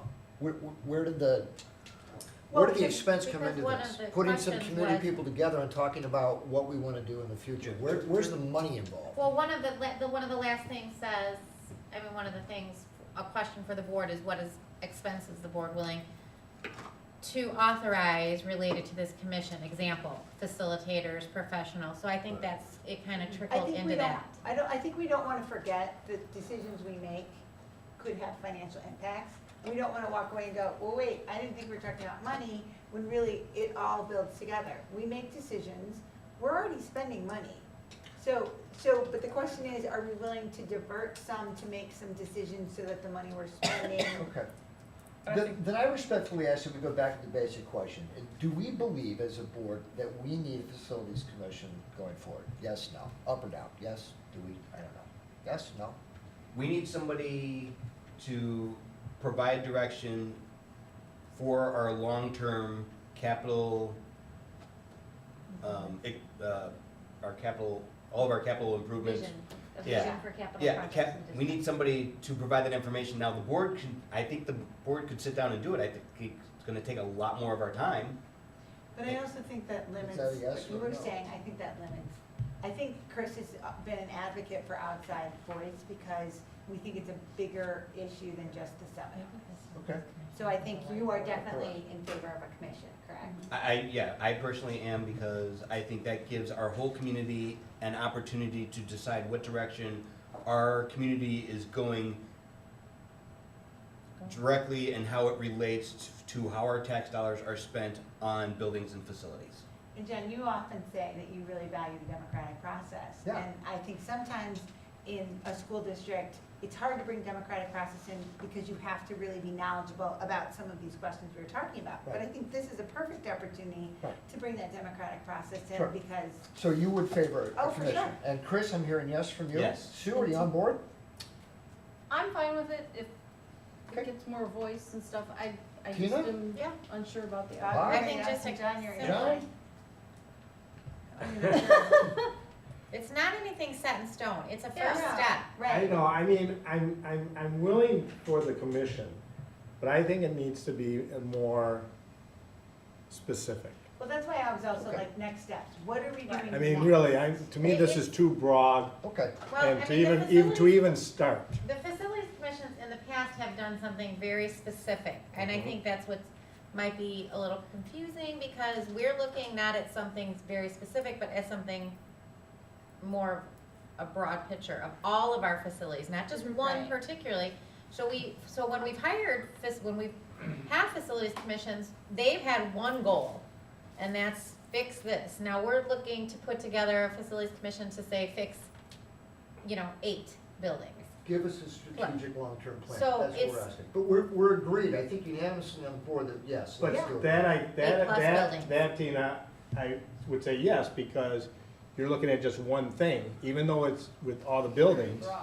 So what are our It's next still steps? one specific thing about the improvements, or if each building has to have a certain thing. Now, they can come back to us and we can say, okay, this is all fine and dandy, but it might not happen right now. Right, Oh, yeah, exactly. absolutely, and that's why So- it's a 10-15. You know, so that's what I'm just saying. There are no guarantees, like when we were talking about this, there was no, like, this is gonna happen on any particular time frame. This is just, as we make decisions, we need to know where we are in relation to that plan. It's not necessarily ponying up I guess that dollars. was and my figures. major concern, was that was this We need a expectation direction. of, we need these improvements done We don't wanna put a by- brand new roof on a school and then tear it down in 10 years. Right. That's Well, wasting money. We need an eye to the future so that we can have the foundations in place to make those decisions.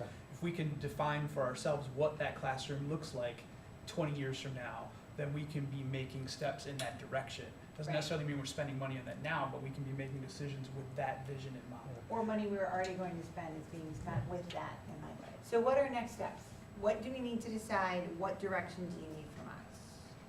So I'm hearing a couple things. I'm hearing that, I think the one thing that's still undecided, I think what we'll do is we'll mull over your conversation and bring you back something else to discuss based on your feedback that you gave us. One thing that I'm still, I think a fundamental difference among what I'm hearing of people on this board is the concrete versus what you just said, is the visionary, let's have our eye on the future so that it's guiding our current decisions versus let's just jump right in and look at our facilities and see what's broken. Yes. So I think there's still that philosophical disagreement that I don't have guidance yet. That's So a big, John, you that's a wanted big one. concrete. Dryden, what did you want? Well, I think the overriding question, Elisa's got the essential question here, how do we create learning environments that will meet the education needs of students in the future? That's a big visionary question. And you think that's where we should focus? Well, I think at least part of the Facilities Commission ought to focus on that. That ought to be the driving question. While I recognize that there's a need to do Right. other That might be a things, but. very niche subgroup. Right, at the end, those are the guys who are gonna come down with, here's what we think the 15-year plan looks like. Okay, Bob? I feel like with our capital improvements plan, we already know what has to be done. So this is a visionary committee that is going to talk about how we get from thinking about what has to be done to thinking about what we should be doing instead of just fixing stuff. And they will be reporting back to us before they're like, do we think you should build a new school? Whatever, we can be Right. parameterizing them. Tina, are you comfortable with them discussing this visionary question, or are you more concrete? No, that's fine. I think that for my answer would lie somewhere in the middle, in that I think we have some very concrete problems that we have to solve. We know that we have partitions in some of our schools that need to be replaced, and that is a huge project. We know that we have roofs that need to be replaced, and that's a huge project. We know that we have lighting upgrades that we need to do, and life safety upgrades that we need to do. We need somebody to go in and say, it is worth doing it at this building, it is not worth doing it at this building, it is worth doing it at this building. And then once they come back and let us know that, then we can kind of send them back to the drawing board and say, all right, with that in mind, we want you to focus this here, and then we get to the concrete. Once we have an assessment of, is it worth spending the money that is needed in order to bring a building up to standard, or do we need to come up with another solution? But is that something that this commission would do, or is that something that would just be kind of in the district's regular day-to-day decision-making process about those expenditures. Well, I'm imagining that if we answer some of these questions, it will help drive those decisions. That in a year, if we've made some visionary conversations and decisions, that it could help us determine, yeah, we need to do this, but we're not actually gonna replace this, repair this, or whatever. We might instead take that money and do something different at that building once we've answered this question. So, is that, Yeah, and, I would think and there was something that Chris just said that I think is an important point, and I'm not sure that everybody heard it, so I want to repeat it. He talked about a standard, like comparing our schools to a standard, and I guess to use language that we typically use in education is, we're always trying to compare ourselves in relation to the standard. Well, the standard for what a school looks like has changed. The standard of what an LRC looks like in a school has changed. I think this commission in part does need to set what that standard is, and I think that the citizens of Batavia have a responsibility and should have the privilege of establishing that standard. Then we assess our schools in relation to those standards and their condition in relation to those standards, so that we can make decisions about what we should and shouldn't do with our current facilities. Right. It isn't so much about just pie in the sky, that, it'd be great if we had this in town, No, there should be a reasonable standard that we're aiming toward, that we're comparing ourselves to. And of course, that standard is going to continue to evolve over time, as our plan evolves over time, as the economy changes, as, all enrollment change, all these sorts of things. But we need to have this plan that guides us in this fashion, and we need to ask the citizens of this community to help us develop this plan, in my opinion. and that was very eloquent and succinct, because that, by answering this question, essentially we're creating the Chris said it. standards. As opposed to what I said. Right, well, we didn't follow you, so, you were really smart, and then Tony had to translate. I understand. But hearing it again makes it go, okay, so I don't actually think you guys are even in opposition. I think you're sort of saying the same thing and just sort of hashing out the details. So I think we're all in agreement that, and so you were comfortable with the bigger visionary question, but it's coming back to a somewhat concrete standard that we're sort of aiming for eventually. And one other thing I wanted to throw in is the question of how do we create learning environments that will meet the educational needs of students in the future. I personally think that is a little too limiting, in that all of our facilities aren't necessarily directly related to learning environments. So instead, I would like to make sure that we are efficiently using our facilities in order to help us achieve our strategic plan. So that it is more all-encompassing, in that if we have a maintenance, and I don't know all of our properties and buildings, but if we have a maintenance building that is not being efficiently used, maybe we want to sell it, and So you're bring saying in revenue tweak the that way. question a little It's bit. not just Yeah, about I'm just tweaking it a little bit so that it's Right. more all-encompassing towards our strategic plan, and not just, this one seems to focus on specific parts of our strategic plan. Well, and Right, also, but like, you're allow me right. to flip it on its head. It's possible that a group of very smart people could sit down and decide that in 15 years, classrooms are essentially obsolete. What about down shifting funds to make distance learning for But- public education? Yeah, I mean, I don't know. I don't So, know. and I was think just we got thinking that. this, kind of the same thing in a way of just saying, okay, you just open it up a little bit and have multi-grade classroom. Well, I mean, it's possible that, Wait a, stir Poking the that bear, pot, he's poking the Gaspar. bear. He's poking the bear. So you guys are gonna, Gonna fill those seats. Yeah, I think we have enough to bring yeah, back he's another very brave when iteration. no one's sitting here. I think we have So enough we're to gonna- bring back camera's another still iteration rolling. that maybe Alright. refocuses that essential question, and maybe looks at those phases a little bit differently, and I think we'll bring Solve back all an problem. idea for composition, and maybe, I don't think the way that John was tapped on the shoulder at church last time he was asked to be on a commission is gonna fly this time. We'll probably put a little something together for you, bring you back I something. like it. But I do like the fact that community members would be a part of this decision. Right, That's the ones huge. who've already sort of said, we've got all We these heard that, categories. That's Alright. huge. we heard community members, definitely. All right, I love Alright, it. So, give us- are we good? We have enough to bring you back another version for discussion. Good job, Can- board. Can I ask, No. in your research, can you just because the money issue did come up, Mhm. and I don't know what the money issue was in Commission 5, I know there had to be drawings later on down the road and all that.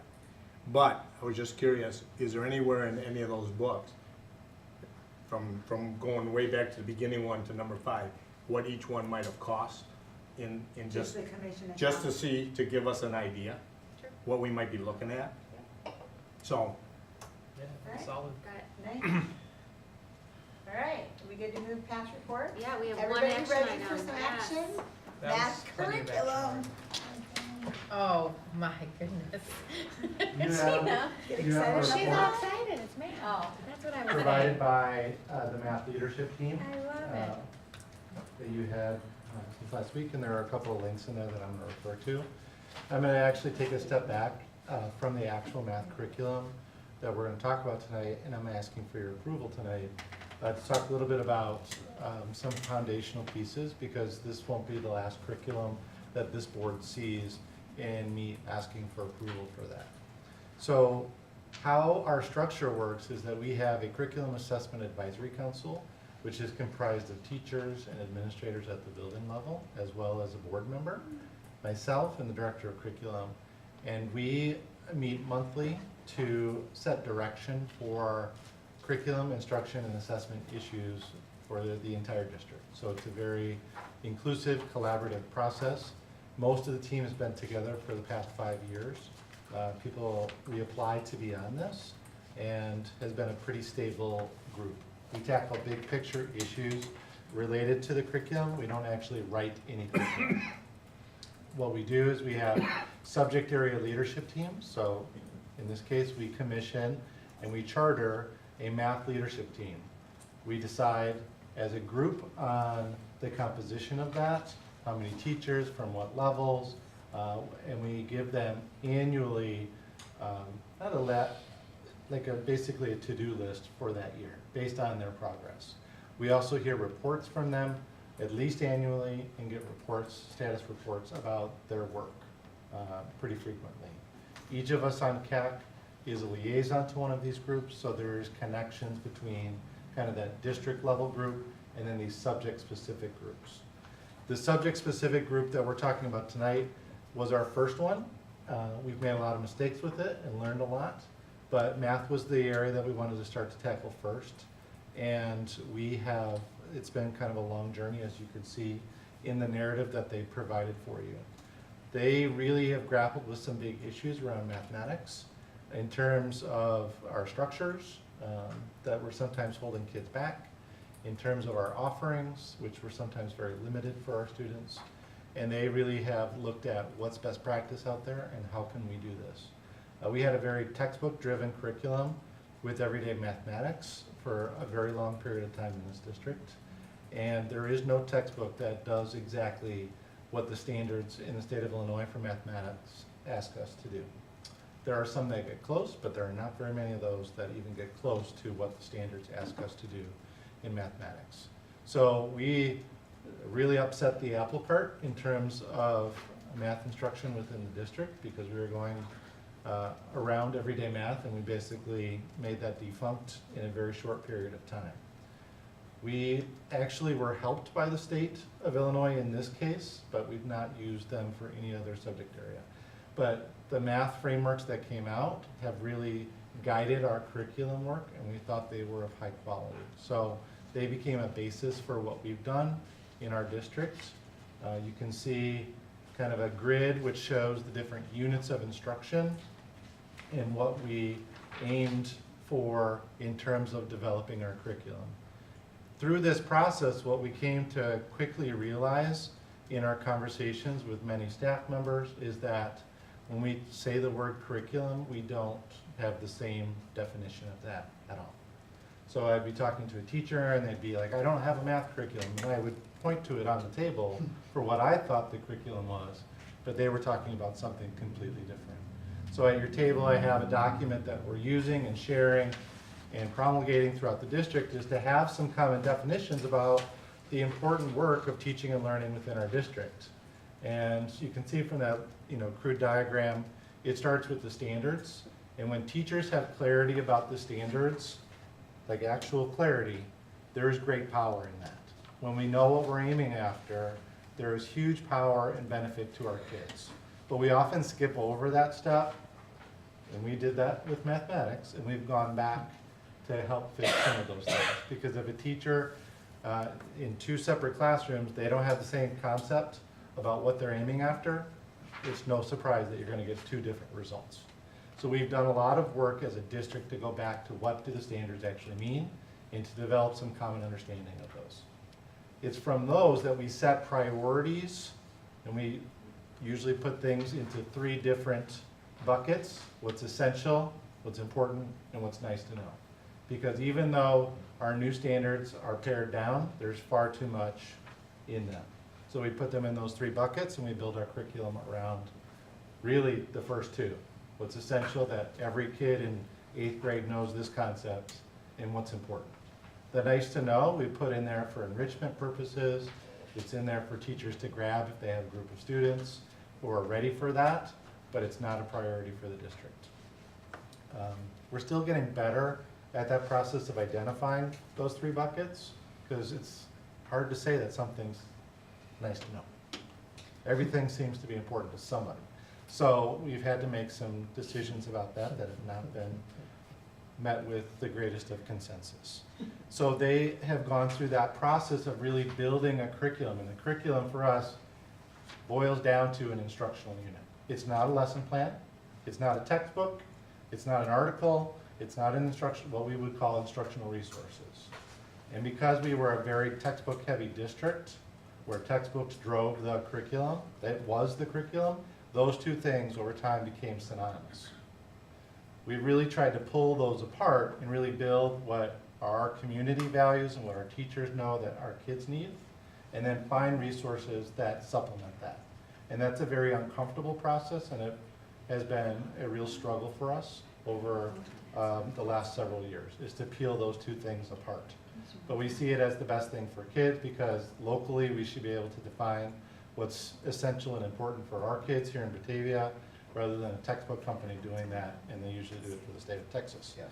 which has a state buying program, so they have a lot of weight. Math has stepped in a lot of pitfalls along the way. What they've created is something, to me, to be very proud of, and that transition in our instruction is something to be proud of. It's been a rather long pilot, and you could see from reading that some teams jumped in quicker than other teams. We've been at different paces. There's been some learning curve for us in terms of that. But what the math leadership team has done is they really, with the guidance of CAC and their liaison at the district, which is me, they've really developed something that I think they should be proud of. Because instructionally, we're getting better things out of it. And what I mean by that is kids are understanding the concepts of math rather than how to do math more. And we see this in many different assessments that we're looking at. I see it in pretty much every classroom I go into. I'm seeing kids are understanding the concept of math rather than how to do math. And I think that's a huge step in the right direction for us. But it has not been an easy process. The people who have been on this committee leading this process, there have been very few decisions that they have come to a consensus about where we've not at the district level said, yes, let's do that. Because these people are invested, they do it on an everyday basis, they're talking to their colleagues, they're getting feedback along the way, and they've really crafted, to me, a system that allows our kids to be very successful in mathematics. We are still, even after 4 years, transitioning to this curriculum. Not that the essentials aren't locked, but how we teach it continues to fluctuate, the pacing that we need, and we're trying to be very responsive to our assessment data and what that tells us about what we're missing and how we're doing things. An example is pretty much in every single sequence that you see there, the last unit is geometry. Well, guess what happens at the end of a school year? We run out of time. So the consequence is that oftentimes we're seeing gaps that we're creating because we're not getting to geometry. So the math leadership team is continuing to grapple with some of these issues and say, well, maybe we need to start putting little pieces of geometry all along the way so that we're not missing out on a huge part of mathematics, which is geometry. So this is nowhere near finished, but it is ready for board approval. As you can see, this would function, if you clicked into those links, This would function as both a dashboard for the board to say, this is our curriculum, but also for our parents to say, what is Unit 1 all about? They get feedback, parents get feedback about each of these units through the standards and how kids are performing on them, but this would be an overall roadmap. Behind this, and I didn't show you any of these pieces, behind this are pacing guides, actual units that we've developed based on state models. Teachers have developed calendars for how do we do this. They've developed banks of resources for these are the things that work best with our kids, procedures, all of that teacher stuff, which is the teacher domain, which I will call like lesson plans or instructional materials. That is completely on them. That's not what I consider the district curriculum, because I want them to have flexibility in adapting to the kids that they have before them at that moment during that year.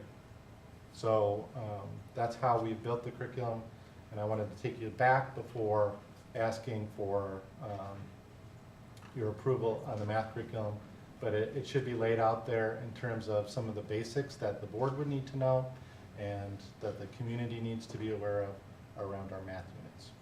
And it's that last part that is the cultural hiccup, is that? Yes. When was the last time the board approved a math curriculum? It would be the everyday math curriculum, and that is far beyond my time. 6, 7 years ago? Longer. Longer than that. Oh, Yeah, probably 15 to 20 years. Way long, yeah. And so with this, it sounds like we are writing all of our material in-house or borrowing it from, are we getting them from free sources? Are we still paying for some type of text and worksheets? Yes and yes. So what we've done, the model that we've used, and this has again not been super popular, is that because there's no a textbook that's going to accomplish the standards as we have them written, we have been curating materials. So that's a fancy word for we find what works and then we try and standardize that. So we have a bank of materials for teachers to use. We have some things that we pay for. So at the middle school, Glencoe, which is a very traditional, provides some base sample problems and teacher materials, but everyday math is gone. And we have Engage New York, which is a curriculum that was based in New York, which a lot of districts use kind of wholesale. We've taken pieces of that and curated them to meet the needs of our curriculum. So it is really a hodgepodge of different materials. It's been one of our constant struggles is, all right, this works for our kids, now how do we share that amongst the other 17 sections of second grade? So sharing has been something that we've struggled with, but we're trying to curate resources, not buy standardized textbooks or workbooks. So is this done at the individual teacher level, or is? The leadership team manages all of that. So they have a process where, hey, we like this resource. They have a process of looking at some essential questions. They use a rubric to score that to see if it's aligned with their curriculum before asking for approval for that. So you say not very popular. Like, how would you rank like acceptance, adoption, and successful implementation so far with this rolling out? It's so much better than it was. Like the first 2 years were like pitchforks and torches. But teachers have been doing great work of really taking ownership over the instructional planning, instructional materials, those pieces of it. I would say we're about 80% of the way there in terms of comfortability. But like any change, I'm really used to doing something this particular way, and I know that lesson 3.1 is on this day and 3.2 is on this day. I know that. That's very comfortable. And then when you say, well, 3.1 and 3.2, we threw those textbooks out while you were gone over the summer, and now you're gonna do X, Y, and Z, and you have to find the materials to do it. That is really uncomfortable because not only are you adjusting to different standards, which we've had to go back and kind of clarify, because we all had different concepts, is that we've had to say, we're gonna plan differently too. So teachers have done amazing work, but in no way was it easy for them. It's funny, I sit on track, and so the one thing that I always found that I loved watching our teachers grapple with is they're such complete perfectionists. And so on the one hand, they love the autonomy of finding resources and having great ideas and doing that. And then at the same time, we weren't giving them resources when maybe they didn't have a great idea. And none of them wanted to say, hey, I did this great idea, you should do it too. And we're trying to encourage them, that's awesome, share it with your coworkers. So it's just been sort of a change in style that we've been doing. And so yeah, it is funny because it's so much gnashing of teeth and agony. And what's really funny about that gnashing of teeth and agony is we're doing amazing work in math. So it's been incredibly painful with these incredible results. This math team, it just takes my breath away. They've been amazing. And watching them go through this process on CAC has been so enlightening to see the heart and soul that our teachers are putting into making these decisions and choosing resources and trying to do what's best for our students. It sounds super empowering. This is a And great they process. And I think it's terrific when you engage teachers intellectually and they have to rethink what they're thinking, what they're teaching, how they're doing it. I understand it's uncomfortable. It's a great process. With the help of each other. Yeah. Yeah, they have really, I think it's built a lot of teams. Teams have been very successful. It's about spreading that success now and really making sure that everyone feels competent and comfortable with our new curriculum. And it takes skill building because not all of us are math teachers. So, but we do ask a lot of teachers to be math teachers. So how do we continue to grow that competence and that confidence in our curriculum? And how do we continue to find resources to support that will be questions that when we first started math, we said, you're going to do this for 3 years, you're going to have a curriculum, and you're going to be done. We'll disband you. They will never stop meeting. Because it has to be adaptable to what's going on and what we're seeing in our data. And this team, while they meet probably less often now, they still meet on a regular basis. About 80% of the membership is still the same. They've asked us to provide some off-ramps for them because 6 years has been enough. Yeah. But they have really taken ownership over this. That has been something that I've always found super interesting is when we start these curriculum teams, we meet with the teachers, and they're like, well, who's going to tell us like what to do? And I'm like, you are.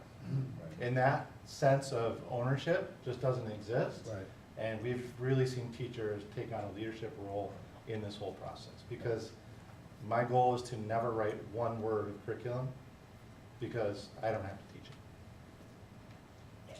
I think this was well done, and I commend you and the whole group, all the teachers.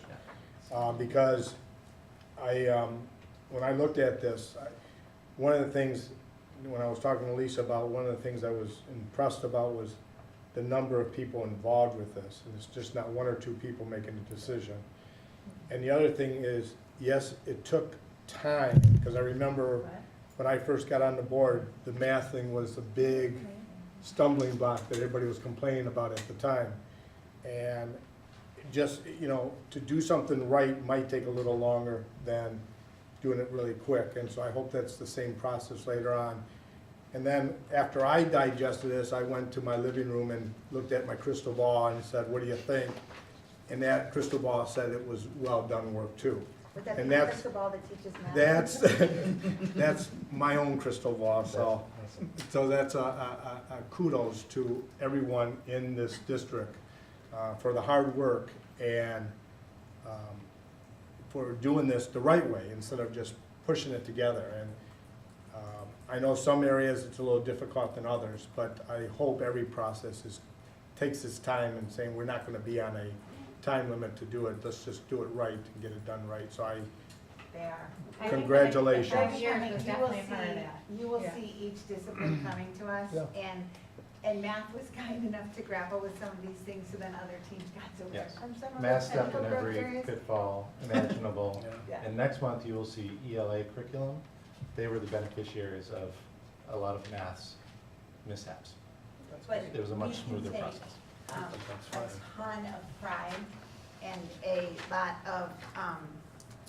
lot of just value in the work that these guys did. You can have a lot of confidence in what they're bringing us. I have a question, and it's more of just my You're role, fawning and being excited. just my role as a board member. This is the first time we've had a math curriculum brought to us in a long time. Obviously, a lot of these changes have already been implemented, and you had not brought it to us previously. And it is a work in progress, so I'm assuming that this is gonna continue to change as it grows. Can we expect that this is gonna come back to us on a regular basis, or only if it changes significantly? And are we approving this as a formality, just kind of to keep us informed, or? No, it's your role as board to approve the curriculum. Okay. So by state statute, you control the curriculum. But I want you to know the process that's gone into it so that you can be assured that it was a lengthy but involved collaborative process. Sounds like The- a graceful evolution. The pieces that you're seeing will be largely unchanged. We might reorder them, we might take pieces of them and put them in different spots, but what you're seeing will remain largely static. What the dynamic pieces are is that the instructional methods, even this summer, we had large discussions at the elementary level about the types of strategies that we will use with students. All fourth grade students will have this strategy. All third grade students will have this strategy, so that there was more consistency. Those instructional pieces, those strategy pieces will be the dynamic pieces. So I would not imagine that I will bring you a new math curriculum every single year. If there were substantial changes to it, or we were monkeying with the pieces that you see, I would bring that back for your approval, but most of the pieces will be the behind the scenes teacher pieces. And the other interesting thing is, even though we're approving this tonight, we also worked and directed the process that brought us to this point. Right, exactly. I mean, and that's why I'm Yeah. just kind of confused, because it's, So we're we're being told approving- after the fact that it's Well, already. no, Well, But we knew about the process. Right, but yeah, yeah, I it's mean, been- Set like up a the slow process. it's not a surprise. No. I think it's now kind of all completed, so Yeah. you could present it to us. There's been bits and pieces It being, got completed. implemented. You actually got the board vote before it was actually yeah, finalized. so Yeah. they just started, this is, And will all this be available to parents via our website? Yeah. Perspective, when I first started teaching in this district 24 years ago, social studies curriculum that was approved by the board was a textbook. When I left teaching 2-3 years ago, social studies curriculum approved by the board was a textbook. Right. And nothing else. So this is better. This is huge. I would like to get some of those Make folks them on the try. facilities commission, because I like this whole modular framework structure that kind of lets other people fill in the bits and pieces. All right, beautiful. So, any other questions on that, or? Because otherwise, I would entertain a motion to approve the mathematics curriculum as presented. So moved. Second. Moved by Dryden, second by Beatty Bar. Kathy, could you please call the roll?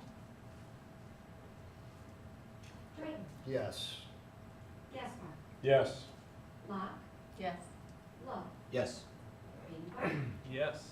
Oakley, Yes. Trammell. Yes. We will move on to comments, but I do want to make sure everyone knows that we do have a closed session, and there will be action on the closed session after we come out of closed session. So we'll start with administration comments. One quick comment would be, we have the board workshop part 2, and I will be emailing the facilitator this evening. I was waiting on a couple more RSVPs. It looks like we will have that in August on the 22nd. We have 2 meetings in August, the 8th and the 22nd. So we'll do a 5 to 7 workshop, and thank you for those of you that had to rearrange a few things to make the 22nd happen. So let's hope he didn't give that date away, and that'll be our day. Beautiful. All right. Board comments, Mr. Gaspar, let's start with you tonight. Just wanted to thank everyone, as I always do, here at RJEC for all the hard work you've done. And I know this summer you guys are keeping at it. All the emails and the notes we've received, they're always interesting to read, and every once in a while we do get some nice positive ones. So it's always a pleasure. And there's nothing wrong with the other ones. I mean, sometimes they do have some valid points in them, but I do value whatever I get and read. Last month I forgot to say something to the the young man that was going for his Eagle Scout and all that, Gazelle and all the people that worked out in front of our Jack here with the landscape, did a nice job. And I saw them out there one day. I thought they were all the maintenance people, and they said no. And then I found out later who they were. But I just wanted to make sure that was announced. And I hope everyone still has a good break and be careful. And thank you for everything. Good conversations today. All right, John Jordan. I don't have anything, thank you. Bobby? Couple quick things. I had my new board member training, and that was very exciting and energizing. And it was very good to sit with 100 other new board members and some veteran board members and some administrators, and really see what some of the questions were that came up in the training. And I realized that I was very fortunate to be elected to a very wonderful board. For everybody who didn't make it out tonight, I feel like you missed on a great meeting. Even though we didn't have any celebrations, I felt like there was some great work that was done. We talked about bringing the community into the decision process of what our future looks like as a district. We talked about a positive direction of our math curriculum and how teachers are empowered by that curriculum. So just a lot of great stuff. So thanks. Tina? I don't have anything. Chris? I just want to thank the teachers and the administrators for all the work that they're doing this summer, and I'm really looking forward to sending my kids back. Sue? I'm good, thank you. All right, and thank you, yeah, great meeting, great discussion. So again, we will have action item after our closed session. But in the meantime, I would entertain a motion to adjourn a closed session for the appointment, employment, compensation, discipline, performance, or dismissal of specific employees of the public body or legal counsel for the public body, including hearing testimony on a complaint lodged against an employee of the public body or against legal counsel for the public body to determine its validity. So, Second. Moved by Locke, second by Lowe. Kate, if you could please call the roll. Roll on. Locke. yes. No. Yes. Yes. Yes. Ryden? Yes. Yes, sir? Yes. Yes. All right, we will adjourn to closed session. Do we need a minute?